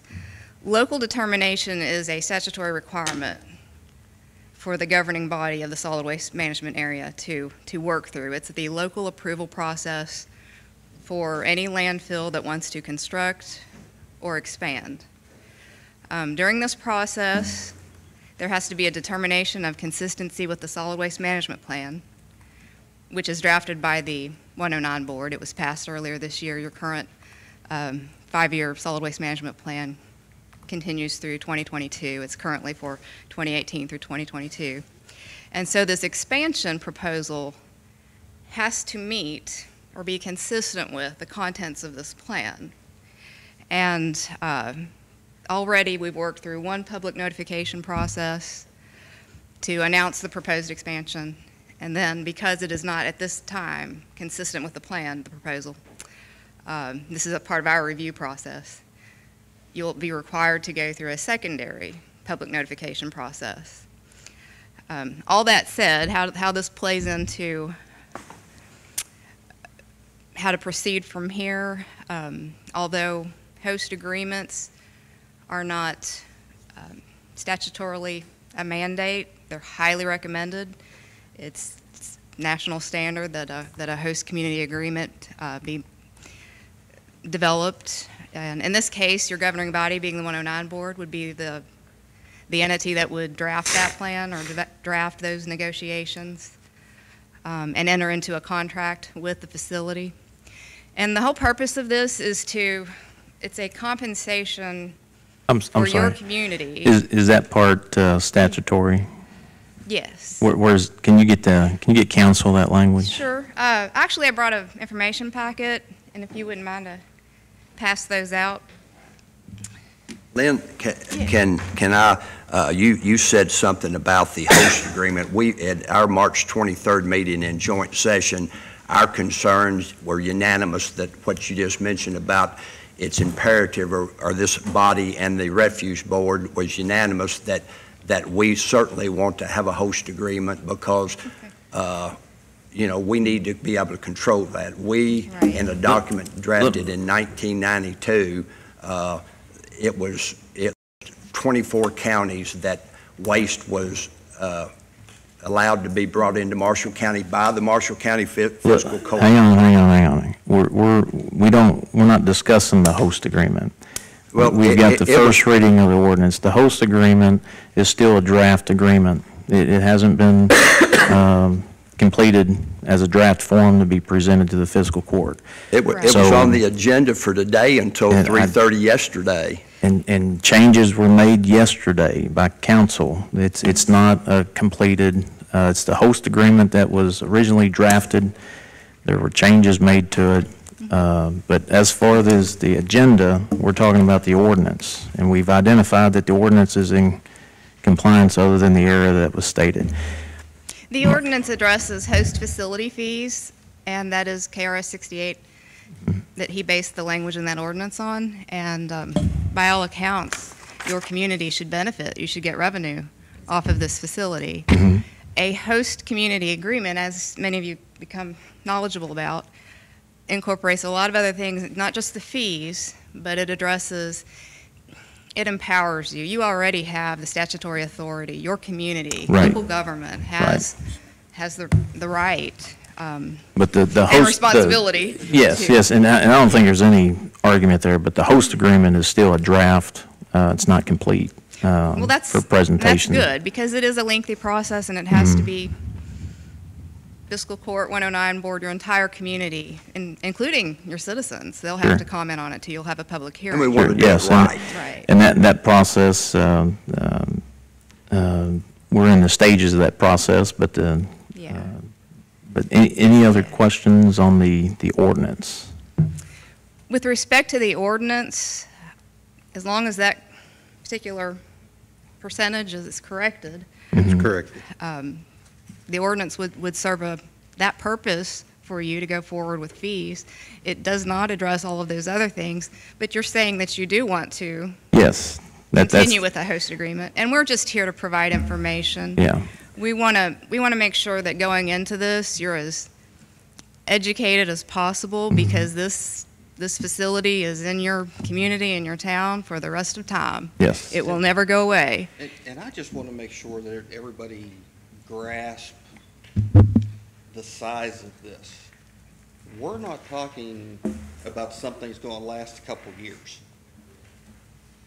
For the amount of tonnage that the landfill has requested for their expansion and for their current consumption rate, you're talking over 100 years of operation. And whatever actions we take here, we're locked in. Marshall County is locked into that for the next 100 years. We've got to manage the minutia details. We have to make sure we get it right. And I think that we've demonstrated that by everybody getting together and putting this host agreement and the ordinance together. Who has the draft agreement? I mean, who's been drafting it right now? It was the council had drafted an ordinance from Graves County, and then it was modified. And then there was confusion as far as all the parties involved and what ordinance was, or host agreement was being utilized. But council has the ordinance. There were changes made yesterday, or the host agreement, and it was made yesterday. Okay, but the 109 board is the governing body for this area, so they would be the ones to take the lead on drafting. And that was my question, because that's I want that I want you to find that language, because that's not what. 109 statutes. Actually, in your packet, you have a Q&A. If it's in here. You have, Well, it is, that very first question and answers page, it addresses KRS 109.041, sets out the powers vested in the county for solid waste management. KRS 109.115 states, waste management districts shall have all powers and authority set forth in KRS 109.041. So thereby establishes them as the lead authority in entering into the contract, and by all accounts, we want you to do that. Host community agreements protect you. Sure. Protects your Sure. your And ability that- to get revenue, and flow that's- of waste in and out of your community. It may be something where we add you into the conversation, because clearly that's when it comes to that information, that information wasn't supplied. So, but as far as the host agreement, yes, it's still a draft document, and the intent when we all met was to get a host agreement. Do what? I did supply you with that information Every- in the statutes. Everybody got it. In 109041, yes. At the March 23rd meeting, that was set out very clearly. Okay, because the host agreement doesn't reflect that. Well, I understand that, but I'm just saying I that. haven't drafted the host agreement, and the committee that was formed to negotiate hasn't seen it. Yeah, they Well, have. let me make a statement on that. I contacted the county attorney Saturday, driving back from somewhere. I saw it on the agenda that I got at 4:35 Friday. And so I didn't have time in working hours, and I hated to bother, and I appreciate the county attorney answering his cell phone as he was driving down the road. But I asked the very same question. Did your office, you or anybody in your office, because it was on, the host agreement was on this at 4:35, the close of business Friday. And I asked the county attorney if he or anybody in his office drafted the host agreement that I received, that he emailed All right, me. hey, I'm going to stop you. I'm going to stop you. 5 minutes till 12. Listen, I'm going to stop you because the host agreement is not on the agenda. We're not going to go into it the was on host the host agreement, especially if we've got potential litigation. The host agreement is a draft agreement. We can come back and we can discuss with the committee the current host agreement. But right now, this ordinance, 2018-08, we've identified the error and council's corrected it. Yeah, I understand that, but really and truly, all of this overlaps. The ordinance, the host agreement, the process of working through local determination. Well, sure it does. It sure does. Making a determination But with your plan. when we have potential litigation and we have an agenda to follow, it's not on the agenda. So as Well, presiding we can presiding solve the that fiscal real court, we don't need to be discussing the host agreement because it's not on the agenda. I understand.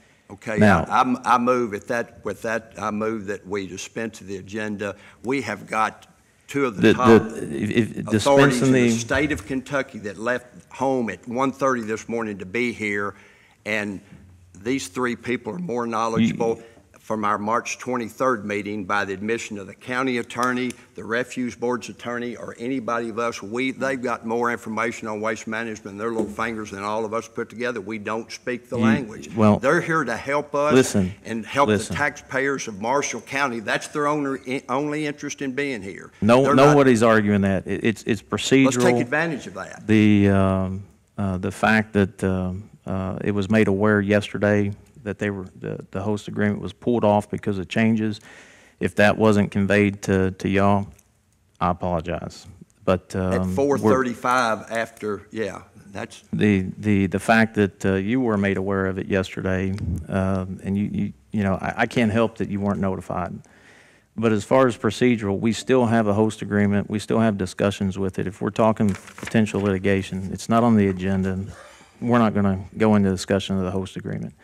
We can come back, have y'all involved, because clearly there has been meetings with parties involved, and we need to make sure that we get this right moving forward.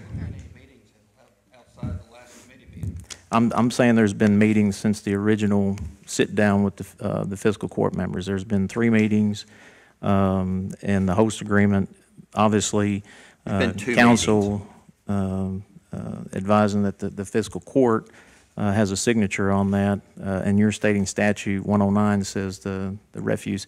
There's clearly some misunderstanding. We're not going to resolve it today.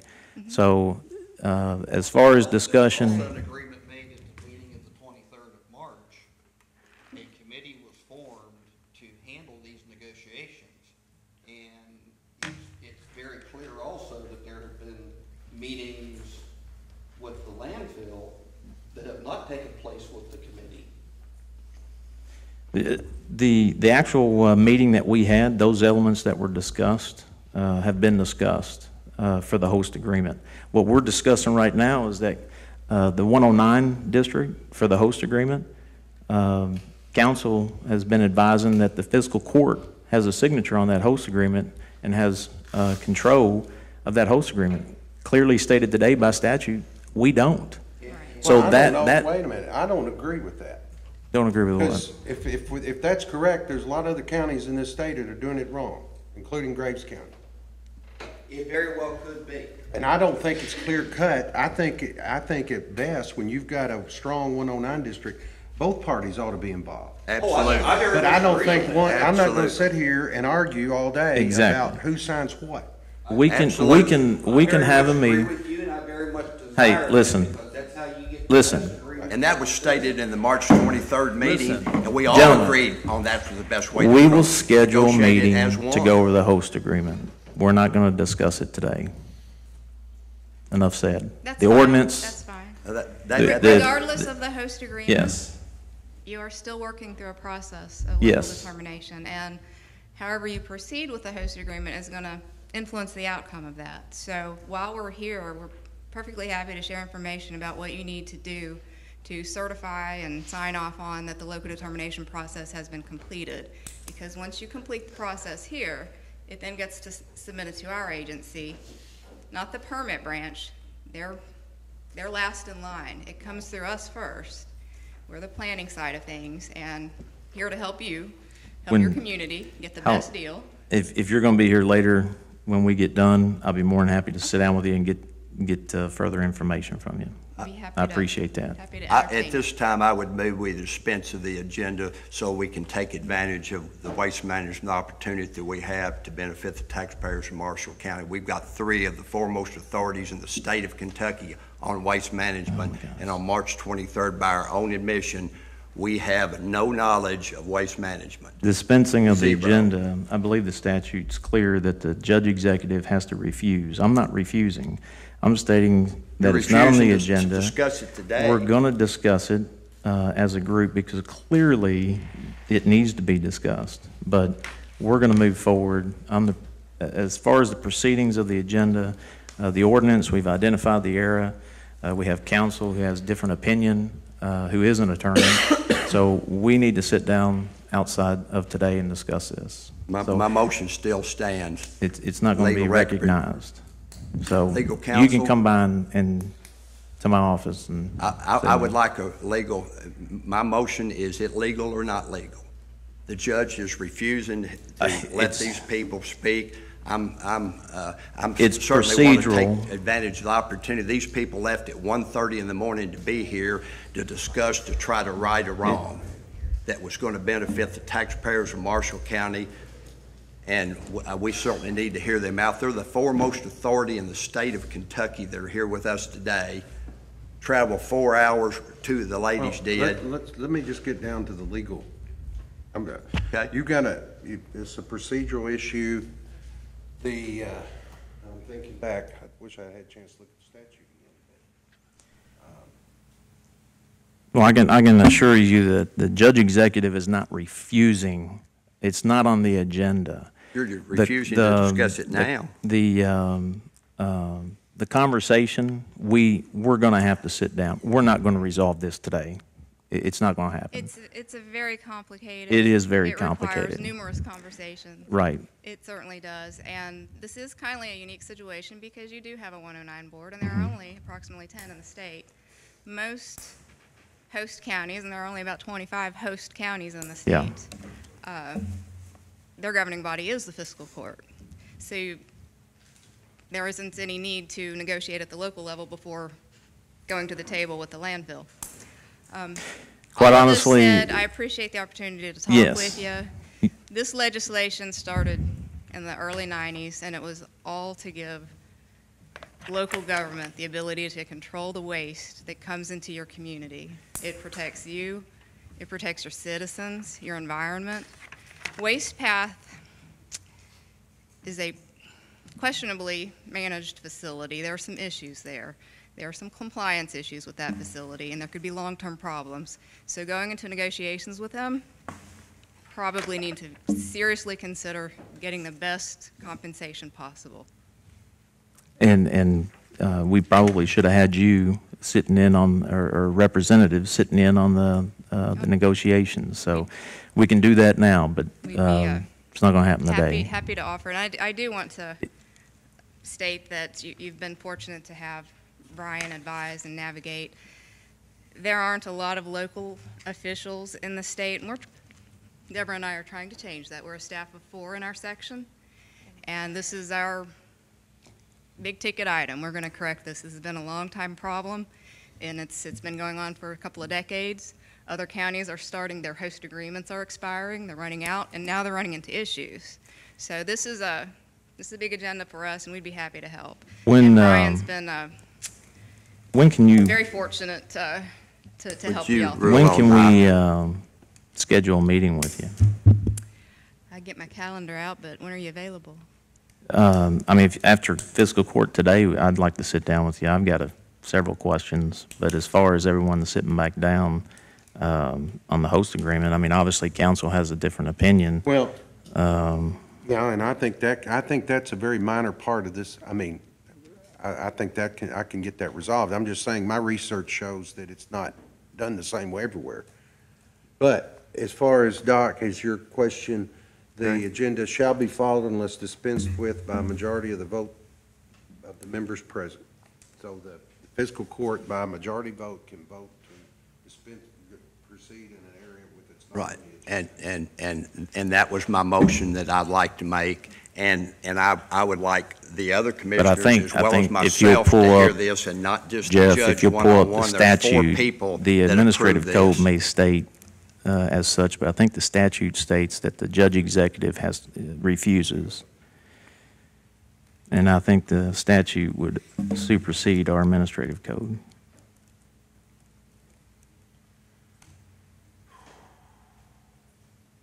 So we've got an opportunity for all 4 people that vote on this action, the final plan. We've got an opportunity to all 4 of us right now. Like I say, these ladies and gentlemen have left at 1:30 their time to be here this morning. And certainly the taxpayers of Marshall County, they're here. Who asked, I'm curious, who asked y'all to be here? We're invited by the 109 board. We've been assisting them throughout this process. Okay. Solid waste management plan. I am their local assistant. Okay. When did, I'm just curious, when did they notify you? We met with Marvin and, let's see, 2 weeks ago? Yeah. 2 weeks ago? On June the 5th. Yes. And we understood at that point in time there was a fiscal court meeting, but your focus was the budget, so we didn't want to interfere with your discussions on that. That's the day you all came here about 1:30. That's correct. But you all, to make absolutely sure that they were doing this right, as they should, they contacted legal counsel in the governor's office, Department of Local Government, to make sure that who was to make this decision. And it was ultimately, and they agreed that it was with what you thought it was, and you told us on June the 5th at 1 o'clock, 3 o'clock, or whatever time it was, that they agreed with your interpretation, and you just recently received that information back a day and a half ago or something. Yeah, it took a while, yeah. But they also agreed that we in Marshall County were proceeding properly, even though they have the authority in that March 23rd meeting, and they liked the fact that the refuse and the fiscal court had agreed unanimously in a joint meeting on March 23rd to negotiate as one. And we all agreed that we knew nothing about it, the legal side of it. The refuse attorney was here. So we have a godsend for Marshall County and the taxpayers that comes here out of the goodness of his heart, does no charge to do that. Let's hold up until council, I'm not through talking. until I've got the council, floor. because we still have the issue on the floor as far as following the procedural of the agenda. So let's let council find the statute. If I may speak. If you don't mind, just let council find the statute before we can move forward. I want to make sure we follow the procedures, and if the statute states as such, then we'll follow the statute.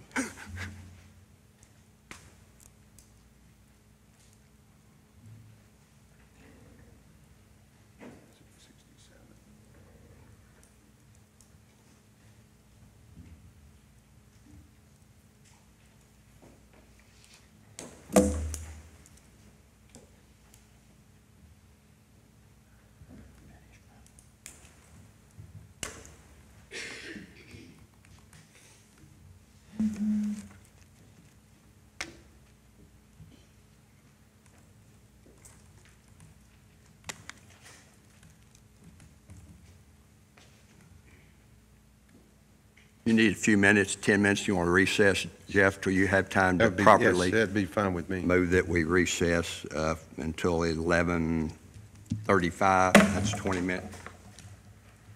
18 minutes, 17 minutes. Is that enough time?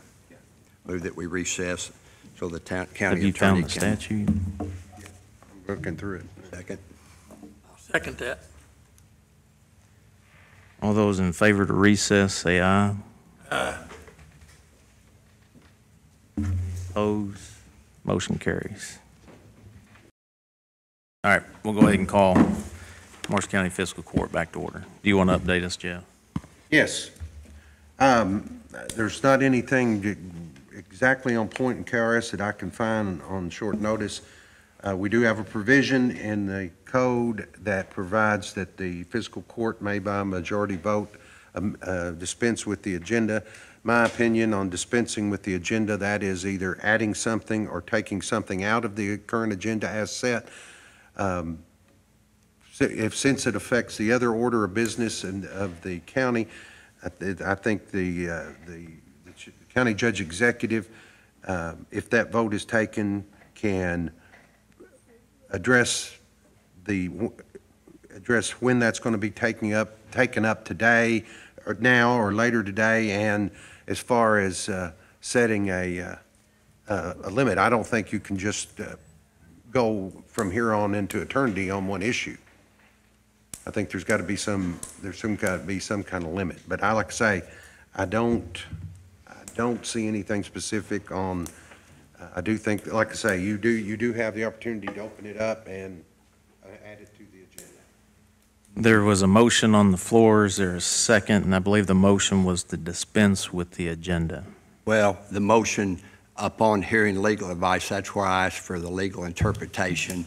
My motion now would be to dispense the agenda in order to add our guests that have traveled 4 hours and 5 hours and 40 minutes to not only meet with the judge after the meeting behind closed doors, but 3 of the other 4 people that make this decision.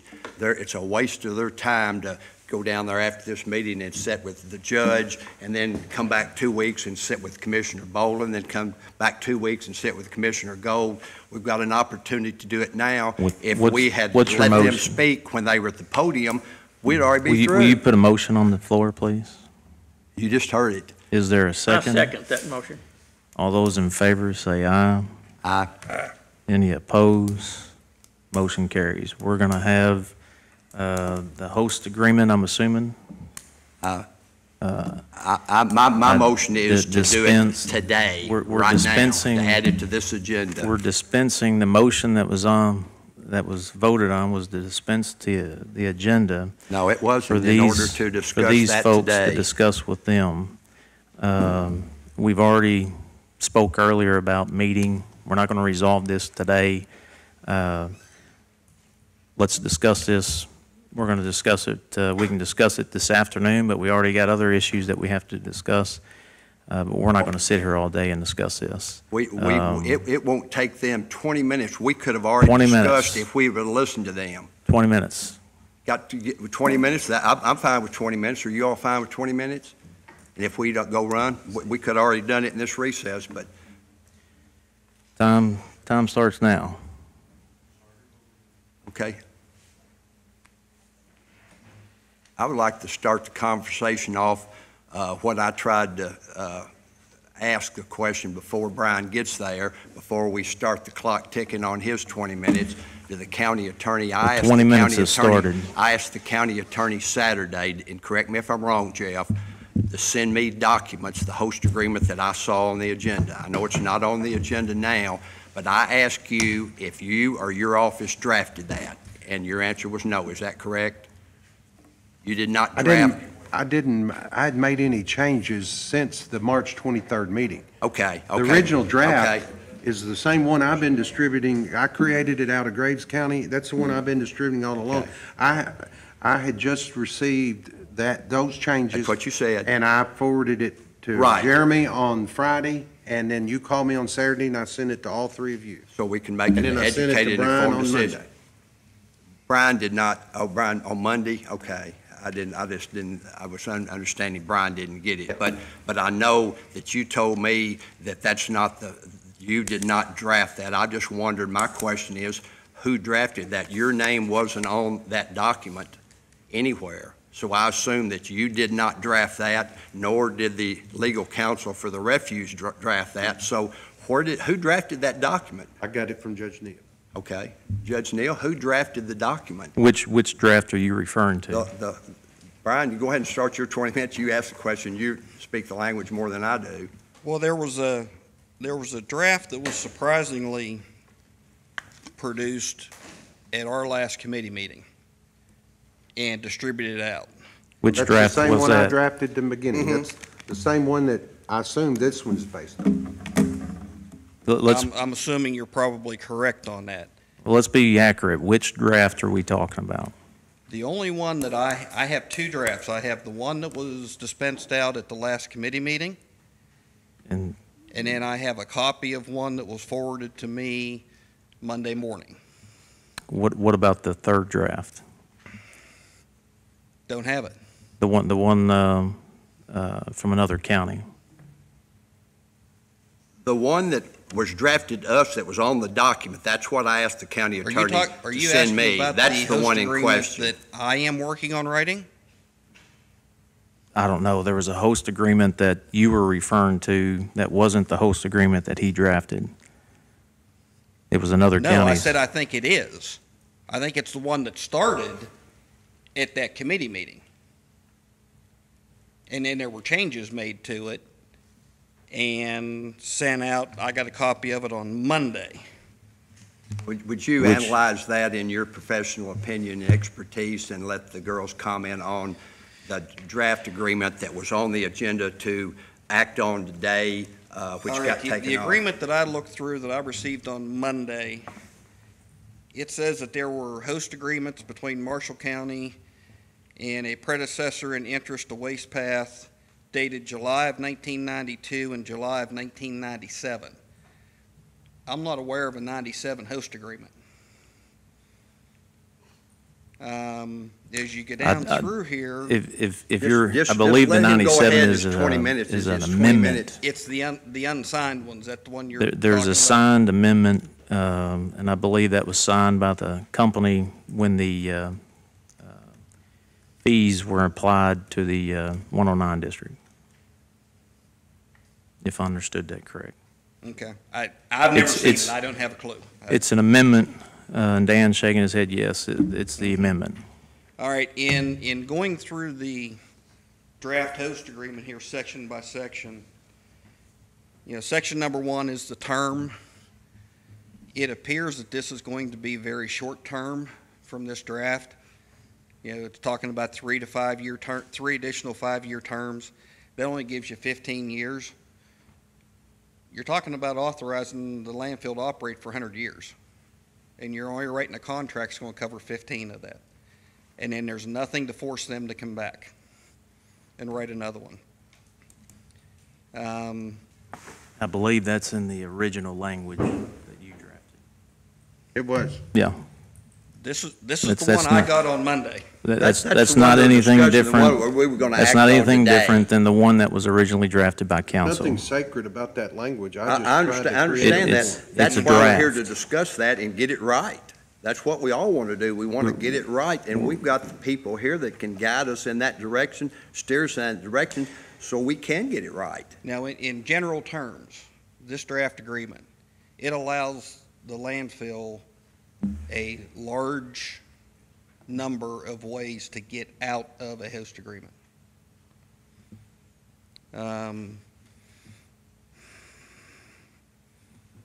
In section 3A in the license fees, and I know this one for sure because it cost my county $6.5 million in lost fees and revenues. When you allow them to start exempting waste from your fees, they're going to drive a Mack truck through that loophole. No ifs, ands, or buts about it. Can you read it? It says, materials received by the landfill classified as conditional use, recycle, or exempt waste will be excluded from the county licensing fee. Now, I don't exactly know what a conditional use waste is.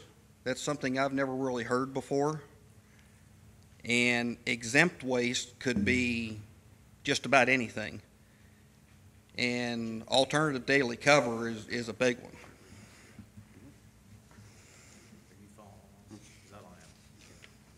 Is that the same language? That's the language that's in this one, yes. So same language as the original draft. You have. And you're looking at, I guess, the one you got on Monday? Yes. Okay. The updated last one that was on the agenda to be discussed today originally.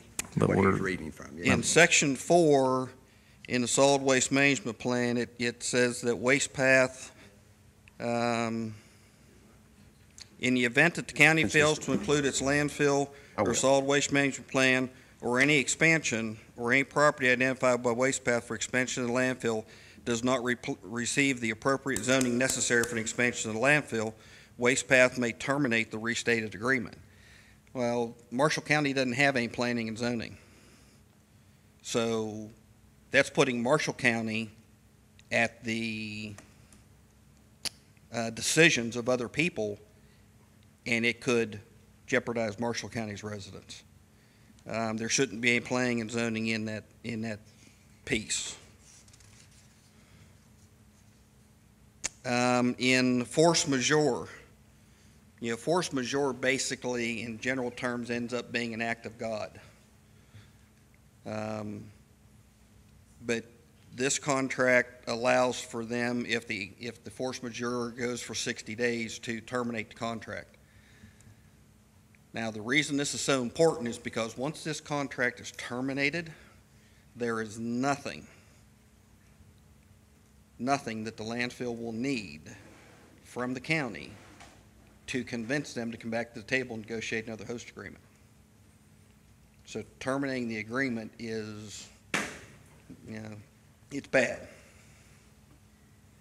The other item that comes up with the numbers that were in here, they do not match the ordinance that we just had the first reading on. And not mentioning any names or anything, but that could create some pretty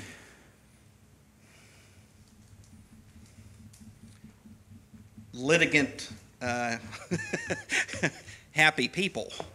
Well, let me just say this. I tried to give something for this group to go by. I put that together, threw in some terms that obviously may or may not apply. This is this is what I've circulated for discussion, and I'm not asking anybody to sign this draft. Oh, and I understand that, Jeff. And rather than sitting here and you can point fingers at me because of the language all day long, I don't care, because I put in everything I could find I thought might be applicable. And it, like I say, I believe what you've been reading is it's the original draft. that's the stuff I put in. It's a draft. Is I mean, there it is not. another one? It is not, you've got it. Jeff, Well, no, I'm only asking because you'd mentioned there were 3. I was aware of 2. His draft was the original one. There's a second one that I got Monday. And then there was a is the last one. there was a third document that was discussed in that meeting that you had. I don't know if it was a host agreement or an ordinance, but it was some other county. So, I don't know, but that was what you were going off of. No, I said that I was going to start working on drafting a host agreement, but. Because we had Graves County that we were looking at, and then there was, There was one we circulated from Pendleton County. Pendleton That's the County. first one That's I the pulled other off the- one. Yes. But there were so many differences because of the And setup. Judge, Yes. This is a draft.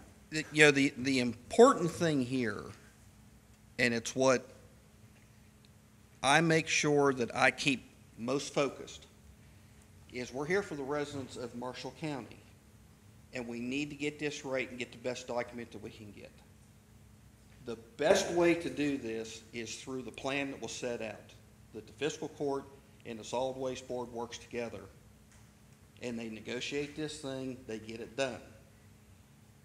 What got everybody's attention in a hurry was when, yes, it showed up on a draft agenda, to be voted on at a fiscal court meeting. That's what got everybody's attention. I'm just being honest with you. Because everybody's sitting back and saying, what are they voting on? The committee hasn't seen anything, and the committee was empowered at the March meeting to do this. And like I stated earlier, the 109 apparently, and the council has disagreement on what she was saying as far as the 109 has jurisdiction over that host agreement. But if you look at that host agreement, it's got 2 signatures on the back page, I believe. Does it not? That doesn't mean it's right. Kevin Neal, County Judge, that's the only signature. That's right. It's supposed to have, it's been drafted since. And it's supposed to have, and that's what council and I were talking, it was supposed to have waste path and my signature for the fiscal court. What we found out today is that 109 has jurisdiction over that. We have been meeting. You said that you, so I mean, clearly there is room for discussion on this issue. Oh, yeah. And it's not going to be resolved because, as she stated, it is complex. Jeff, back to my original question, our conversation Saturday, and correct me if I'm wrong, I asked if you or anybody in your office drafted the agreement, that final agreement that you emailed me and Johnny and Bob Saturday at 12 o'clock, and your answer to me was no. Right. You did not draft that. I drafted the original. I haven't. But you didn't draft that document that you sent me. And you said, I've just looked at it and got it 5 minutes before I gave it to you. No, here's what. Is that not the way the conversation went? I'm a little confused on that. Let me finish. Okay. When I called you back Saturday, I had looked at it, the one that Judge Neal had, Saturday afternoon, and my computer went down, so I couldn't pull it up. So Right. Yeah. I went ahead and just sent a copy to Jeremy. Right. No, I hadn't Friday, made any yeah. changes in that since March. So you did draft that? Well, I drafted it way back when. Okay. Yeah, Okay. I did. I Okay. may have misunderstood. I did not make Okay. any That's changes fine. since And- that and- March meeting. Right, okay. And- So and- you did new- draft that, that's I did. okay. And what he's reading is what his original language was. Well, and Those parts. there's changes. Well, there's changes, but what you just read. Yeah, this isn't, what I got on Monday is not the original document that was submitted and given to the committee. The language that you just read, everything that you just read was off of that draft host is what was original language in the original draft. I'm wondering why we're discussing original language on a draft. Because it showed up on a agenda to be voted on by the fiscal court before it was removed. And we just identified that. The 109 district is what she's saying. But we were going to proceed without that hang on a knowledge, second. and we don't need Counsel, to proceed without knowledge. We need to get it that right. answers that That's what these question. people are here for. That's why it was pulled. There were changes to that host agreement, and it was pulled from the. I understand. And it was made aware of yesterday. I understand that. I'm still trying to understand, we dispensed of the agenda to discuss items you just read, which are consistent with the original language of the draft ordinance. Well, at the March 23rd meeting, Judge, Which there were 5 items. It's that his were 20 identified minutes. as priority items. Mhm. All right? Everybody agreed that was our starting point. And we all agreed where we could live with. 3 of those 5 items aren't even addressed in here. The company actually stated in that meeting, they will do all but one. And But when why didn't- speaking, so why is- and why when is it speaking in with, there? in speaking with council, it's in the management plan is where that has to be. No, it that's has what to be is here. Well, then, there we go. There's confusion as far as what needs to be in the agreement and what needs to be in the management plan. And that's why. But as far as the company agreeing to those terms, they went above and beyond what we requested. We requested 19,000 tonnage when we were in this meeting. Don't say To go we. down to 12. Don't say we. The company in that meeting That's not stated accurate, they would Judge. do 9 million. That was a They one-on-one agreed to negotiation. the reduction in the mean, but that has to be in the host agreement. Yes, and we just identified that those items were explained to me that it needs to be in the management plan. If it needs to be in the host agreement, then we put it in the host agreement. It's a draft. The agreement, let's take the tonnage, for instance. We've gone through the authorized disposal capacity issues. There's about 9 million tons of additional solid waste in there. The landfill verbally has agreed that once the expansion tonnage is completed, once that's determined, that the county can go ahead and reduce the authorized capacity tonnage in the 5-year plan. Okay, that's a verbal agreement that needs to be memorialized into the host agreement. All right, the issue of the service area needs to be addressed in the host agreement. It wasn't in there. There's one other.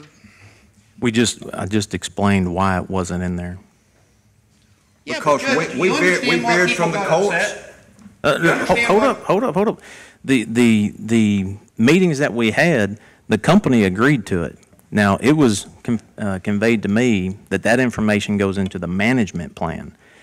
That's a misunderstanding. If it has to go into the host agreement, then obviously there's some confusion as far as where it needs to go. I understand, We can Judge. put it in the host agreement. That's not, understand, the Judge, but company here's is my question. agreeing to it. But here's my question. Do you understand why people got excited when all of a sudden, out of the blue, on an agenda for a fiscal court meeting, there's a host agreement listed to be approved? I'm going to, for the record, read the I know it was agenda. removed. I'll state it was No, removed. it was removed from the agenda. There is no host agreement. We have dispensed the agenda to discuss the host But do you- agreement. I understand that, but do you understand why people Do got you- excited? Do you understand why it was removed? Actually, at this point in time, I'm not sure why it was removed. Exactly. It was removed because it's a draft and it's not completed. Well, that's what get everybody I excited. agree, and it's a piece of garbage from the people that know waste management, what that is right there. I'm not pointing the finger at anybody, because when we formed this committee unanimously between the refuse board and the fiscal court at a joint meeting, we identified this process, and we all said, correct me if I'm wrong, Jeff, may be the best attorney in the state of Kentucky, but has no background in waste management laws pertaining to it. Not that he couldn't learn if he studied a couple of months. Denny Null, that represents the refuse, said the same thing. We've got a gentleman here that his background qualifies him in waste management on the industrial side, in the county side as waste management coordinator, and knows the laws pertaining to waste management. We got We 1 agreed minute unanimously left. to let Is there him anything lead else us you wanna through say, this Brian? process. And then what happens in our last hope meeting, that we a sit wrench is back. thrown in it.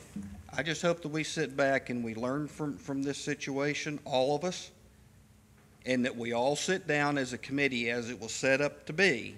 And to Absolutely. finish this project and finish it strong for the residents of Marshall County. I think what we've I think As a what whole we, committee. I think what we've identified is that the host agreement, the language is consistent. The lack of the items that the company agreed to that needs to be in the host agreement, not in the management plan, that can be done. So if there's anything that we accomplished today, we confirmed. Now, there still is the issue with 109.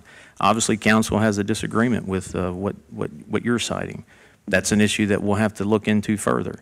But those are the two things that I think we've accomplished today that definitely, with a draft host agreement and conversations still needed on the host agreement, And if we could. anybody would like to put their thoughts in writing as suggestions for that, I'll be happy to incorporate it. Yes. Let's ask the head honcho. What I've got for you, and I need to make one additional change to it.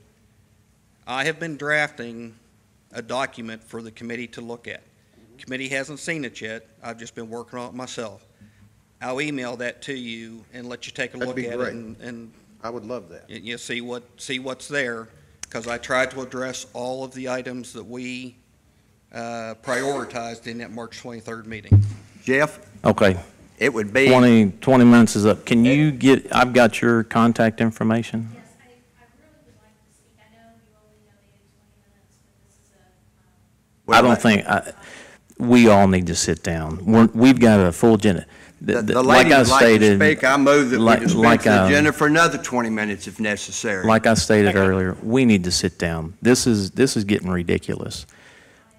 We all need to sit down and discuss this, not in fiscal court. Well, we've got how can we the- discuss this legally? We All have a of us committee. and have a vote. It's against the Can law. you look at your schedule when you can meet? Let's set a day where we can all, the committee can sit down and meet. Because clearly, draft host agreement needs work. What is y'all's schedule? When can y'all meet? They're not going to be able to pinpoint that at this time, are you? Well, then give me your information and we'll coordinate it out of my office to get everybody together. But let me be perfectly straight on this. They are going to meet with the committee. Yes, I mean, she obviously has information that the committee. Right. Right. And you have passed out some education here that Yes. would be very beneficial. If you can give your information to Des so that we can have it, and then we'll try to look to get the committee to meet. Because like I said, this is a complex situation and it's not done overnight. That's fine. And travel another 4 hours one way down here and back, and we're refused to let speak right here while you're here. Yeah. I certainly apologize for Yeah. the taxpayers in Marshall County for what's happened here today. Well, let me state, y'all met I 2 know, weeks I know ago. that. I appreciate you. I don't know, y'all met 2 weeks ago, as you stated. We just put that on the agenda Friday or Thursday. I didn't know you were coming. None of us knew that you were coming, or else They you would didn't know have been they were till notified last night, did that they? it was not on the agenda. But leave your information with us, and we'll coordinate that meeting.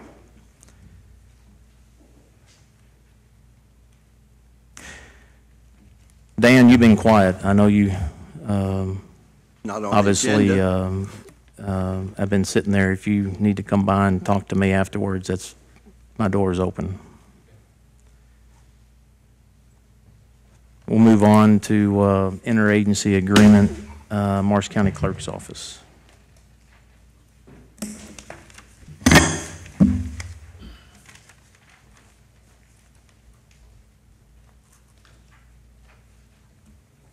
Do y'all have any questions over that?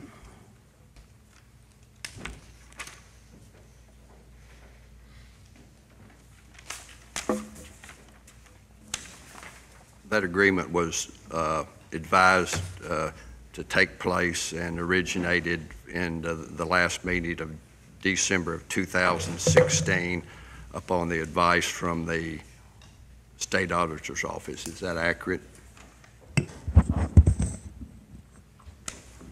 That's when those interagency agreements were drawn up. Last meeting in December 2016. This is the same agreement as last time, yes. Okay.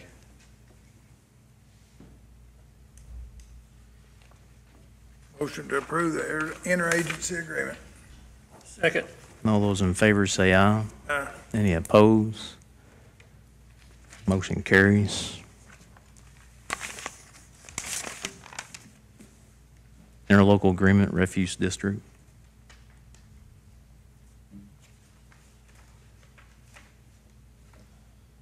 Motion to approve the interlocal agreement with Refuge District, Judge. Is there a second? Second. All those in favor say aye. Aye. Any opposed?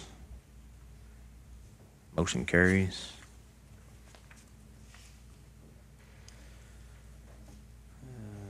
Going to the board appointments. I got a list of board appointments.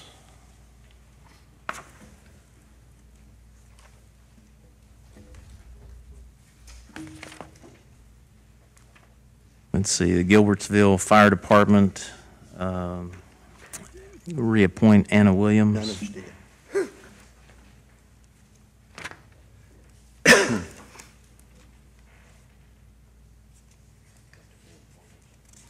I've got the list. Could in the future, maybe we get the list also with the correspondence? This is a reappointment for Gilbertsville Fire Department, Anna Williams.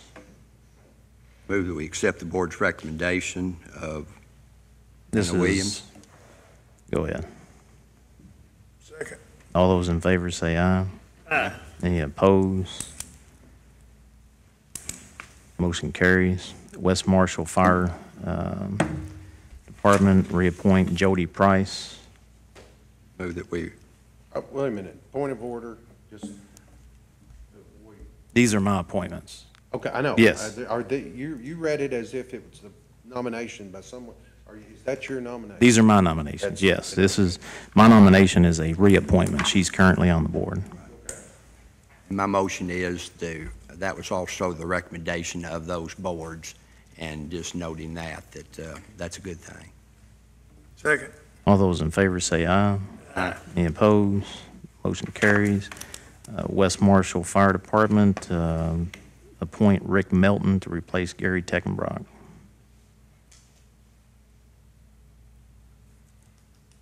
Motion to approve that appointment, Judge. Second. Second. All those in favor say aye. Any opposed? Motion carries.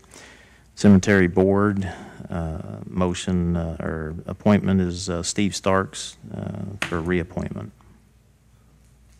He's presently on the board, He's on the board. doing a good job. I so move. Second. All those in favor say aye. Aye. Any opposed? Motion carries. Marshall County Calvert City Riverport Board, Tim Vaughn's term is up. Reappoint, my nomination is to reappoint Tim Vaughn. Motion to approve that reappointment. Second. In favor say aye. Aye. Any opposed? Motion carries. Building Code Enforcement Board, Bill Gibson is up for, his term expires. My appointment's Bill Gibson to be reappointed. Motion to approve that appointment, Judge. Second. And Building Code Enforcement Board is to appoint Johnny Dyke. To replace Larry Mahaffey, who desires to get off. Larry's been a good board member, and Bill Gibson is on the state board associated with the same function and does an excellent job. So moved. There's a second. All those in favor say aye. Aye. Any opposed? Motion carries. Refuse Board, nominate Don Copeland for reappointment. Motion to approve that reappointment, Judge. Second. All those in favor say aye. Any opposed? Motion carries. And recommend Charlie Edwards to replace Bobby Barnett. Bobby's term is up. Say that again now. Charles Edwards is my appointment.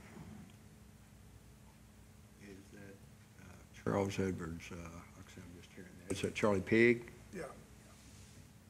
Motion to approve that appointment, Judge. Is there a second? All those in favor say aye. Aye. Any opposed? Motion carries. Hospital Board, Gary Shimwell is up for, his term expires.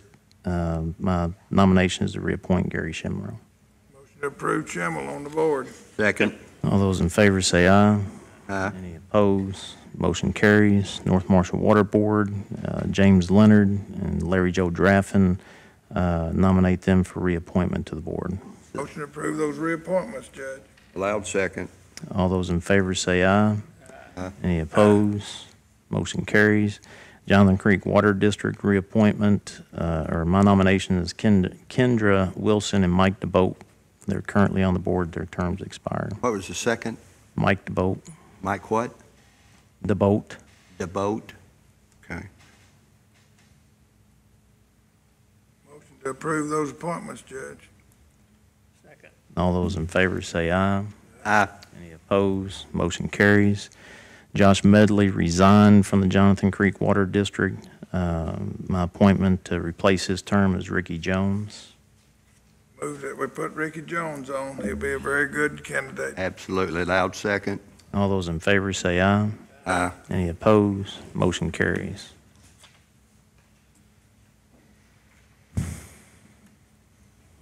North Marshall Water Board Chairman Kendrick Capps.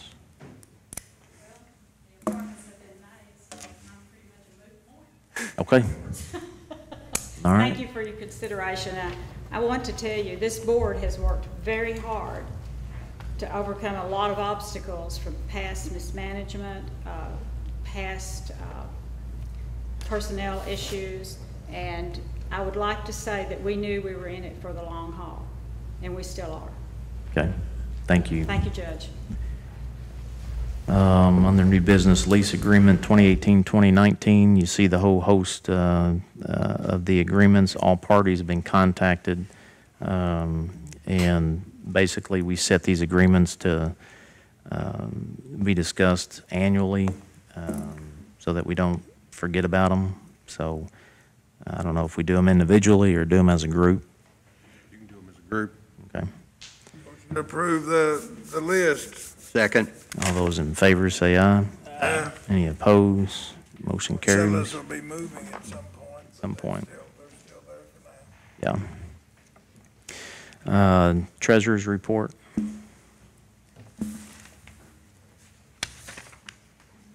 As of May 31st, 2018, general fund had a book balance of $1,573,655.10. Road fund, $844,427.13. Jail fund, $248,826. Grant fund, $0. 911 fund, $198,642.99.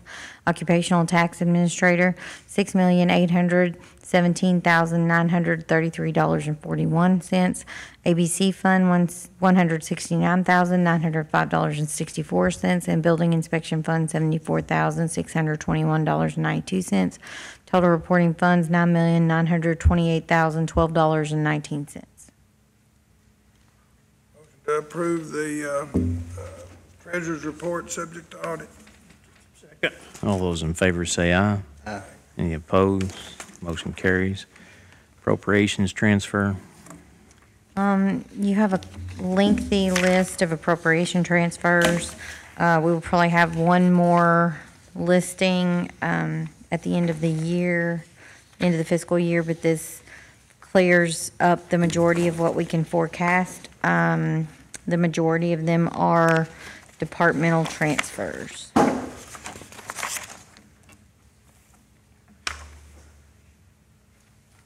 Motion to approve the budget appropriation transfers. Second. All those in favor say aye. Any opposed? Motion carries. Intra-fund transfer.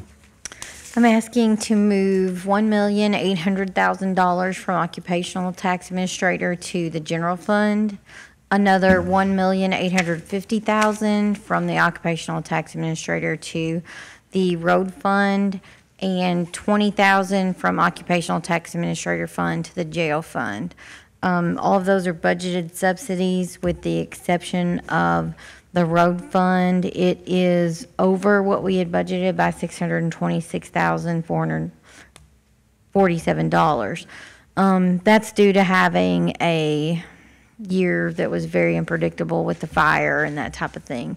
For us to get the monies that we have gotten back on the trucks and the equipment and that sort of thing, we've had to make this transfer to get in there so we can pay those bills as they come in.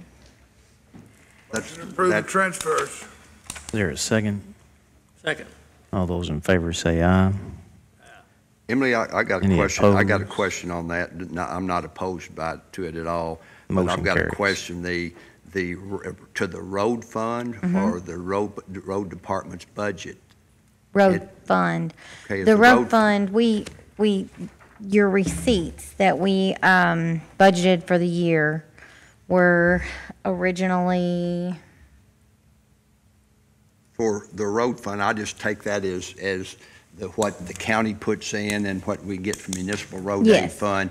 That is, I'm thinking around the right line item. yeah, what we predicted for the county to put in was $1,723,953 In the road fund. to the road fund. Okay. For asphalt, basically, bridges, asphalt. For the expenses laid out in the Okay. road fund. Okay. Following this transaction, following this transfer, we will have moved $2,350,000 into the road fund. That's the difference. And like I stated, there's a big transaction with those trucks that we did not anticipate this time last year. Thought maybe that would be equipment under the line item, equipment It instead is, of but road this fund. is on the receipt side. The equipment side is on the expense side. This is the receipt side. Okay, just wanted to be clear on that, thanks. Approve payment of the bills. Motion to pay the bills, Judge. Second. All those in favor say aye. Aye. Any opposed? Motion carries. We need to schedule a special meeting. We'd looked at the 29th, end of the year summary. But we probably can do it this week. Is there, or no, that's the 29th. We can set that late in the afternoon.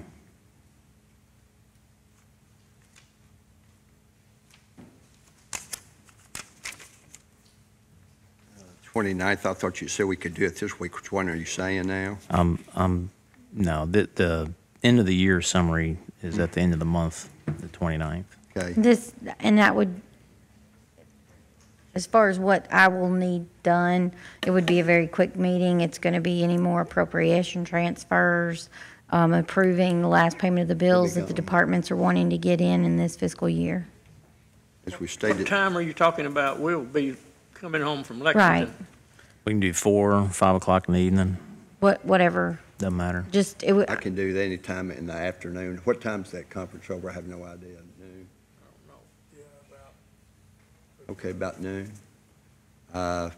It's in Lexington, 3 hours and Make it 45 minutes. Let's make it 4:30? 4:30, be safe. If that's, do what? And you've got to be here.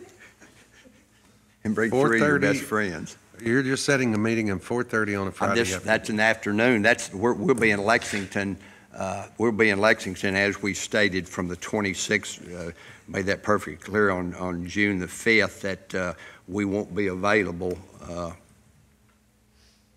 because we knew these things were coming up and just let our schedule know we won't have a quorum there. So I can do it this week. We can do it Thursday. We can do it, or you not. The end of the year summary, she needs Okay. time towards the end of the month. yeah, the but department other- head need time to get those invoices gathered. The other special call meeting, we can do that this week. The second reading of the budget FY19. It wouldn't be ready You the available to do that? 25th. I thought we did, Or do you want to put that for on the Monday. 29th? Well, we set it for Monday. Got it. Get all of it done on Monday, the Trying to get it all. If not, we can meeting just, anyway? If you said it wouldn't be that long a meeting, Why can't we do that Monday, the 25th? Or do you want to leave it on the 25th? We can leave it on the 25th. For the budget approval? Yeah, for the budget approval and the amendment.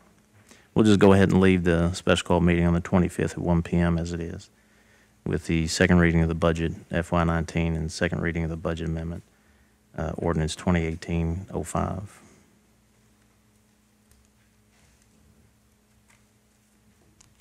Then we've got, obviously, the administrative code. We can do that today, once we get done with the executive session. Brad's going to be out of town next week, all week. He's the one that prepared all this. Like I say, I moved that I haven't had adequate time to do that 2 hours ago, or still haven't had adequate time to review that, and we started the process. You know, we'll just operate under the administrative code as it exists until the changes are made, but we can certainly discuss. I'm willing to sit down and discuss, and don't agree with all of them, but like I say, I've seen them in the format as required by KRS until this meeting. Which, for the record, is legal. I'm just not prepared to, it may be legal. I just said, I'm just one of 4 votes. I make better decisions sometimes if I sleep on it. And Just to reiterate, the statute says the fiscal court has to review it in the month of June. It says review it in the month of June. We started the process. There's nothing magical about the month of June. Disagree.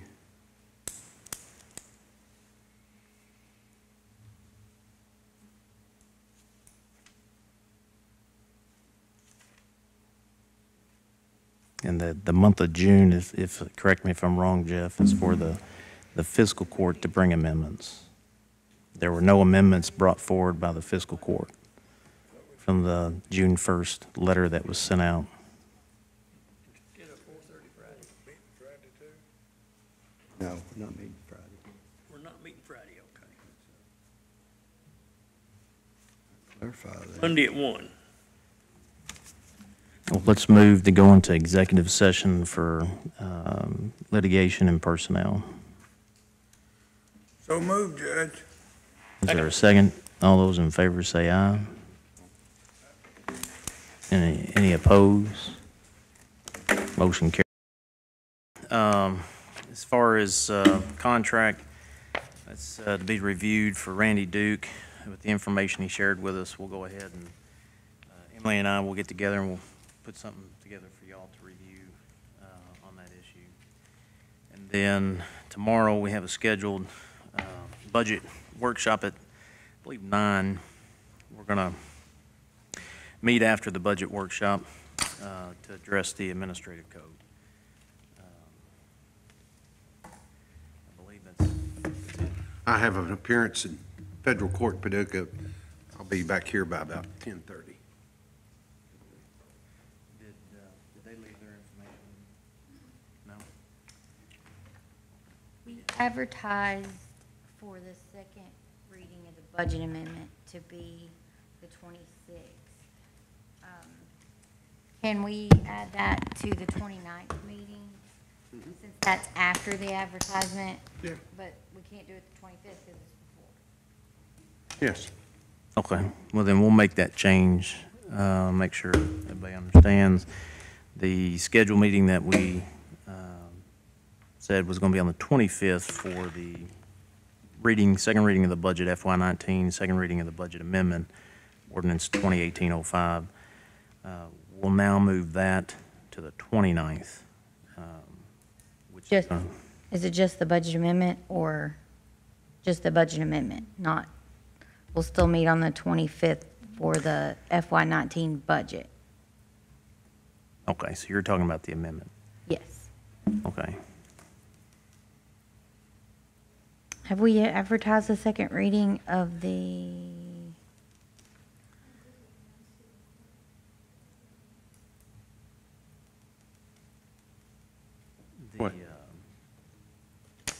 Does it, I'm just going to ask, question, does the second reading of the budget, does it matter if it's on the 29th or the 25th?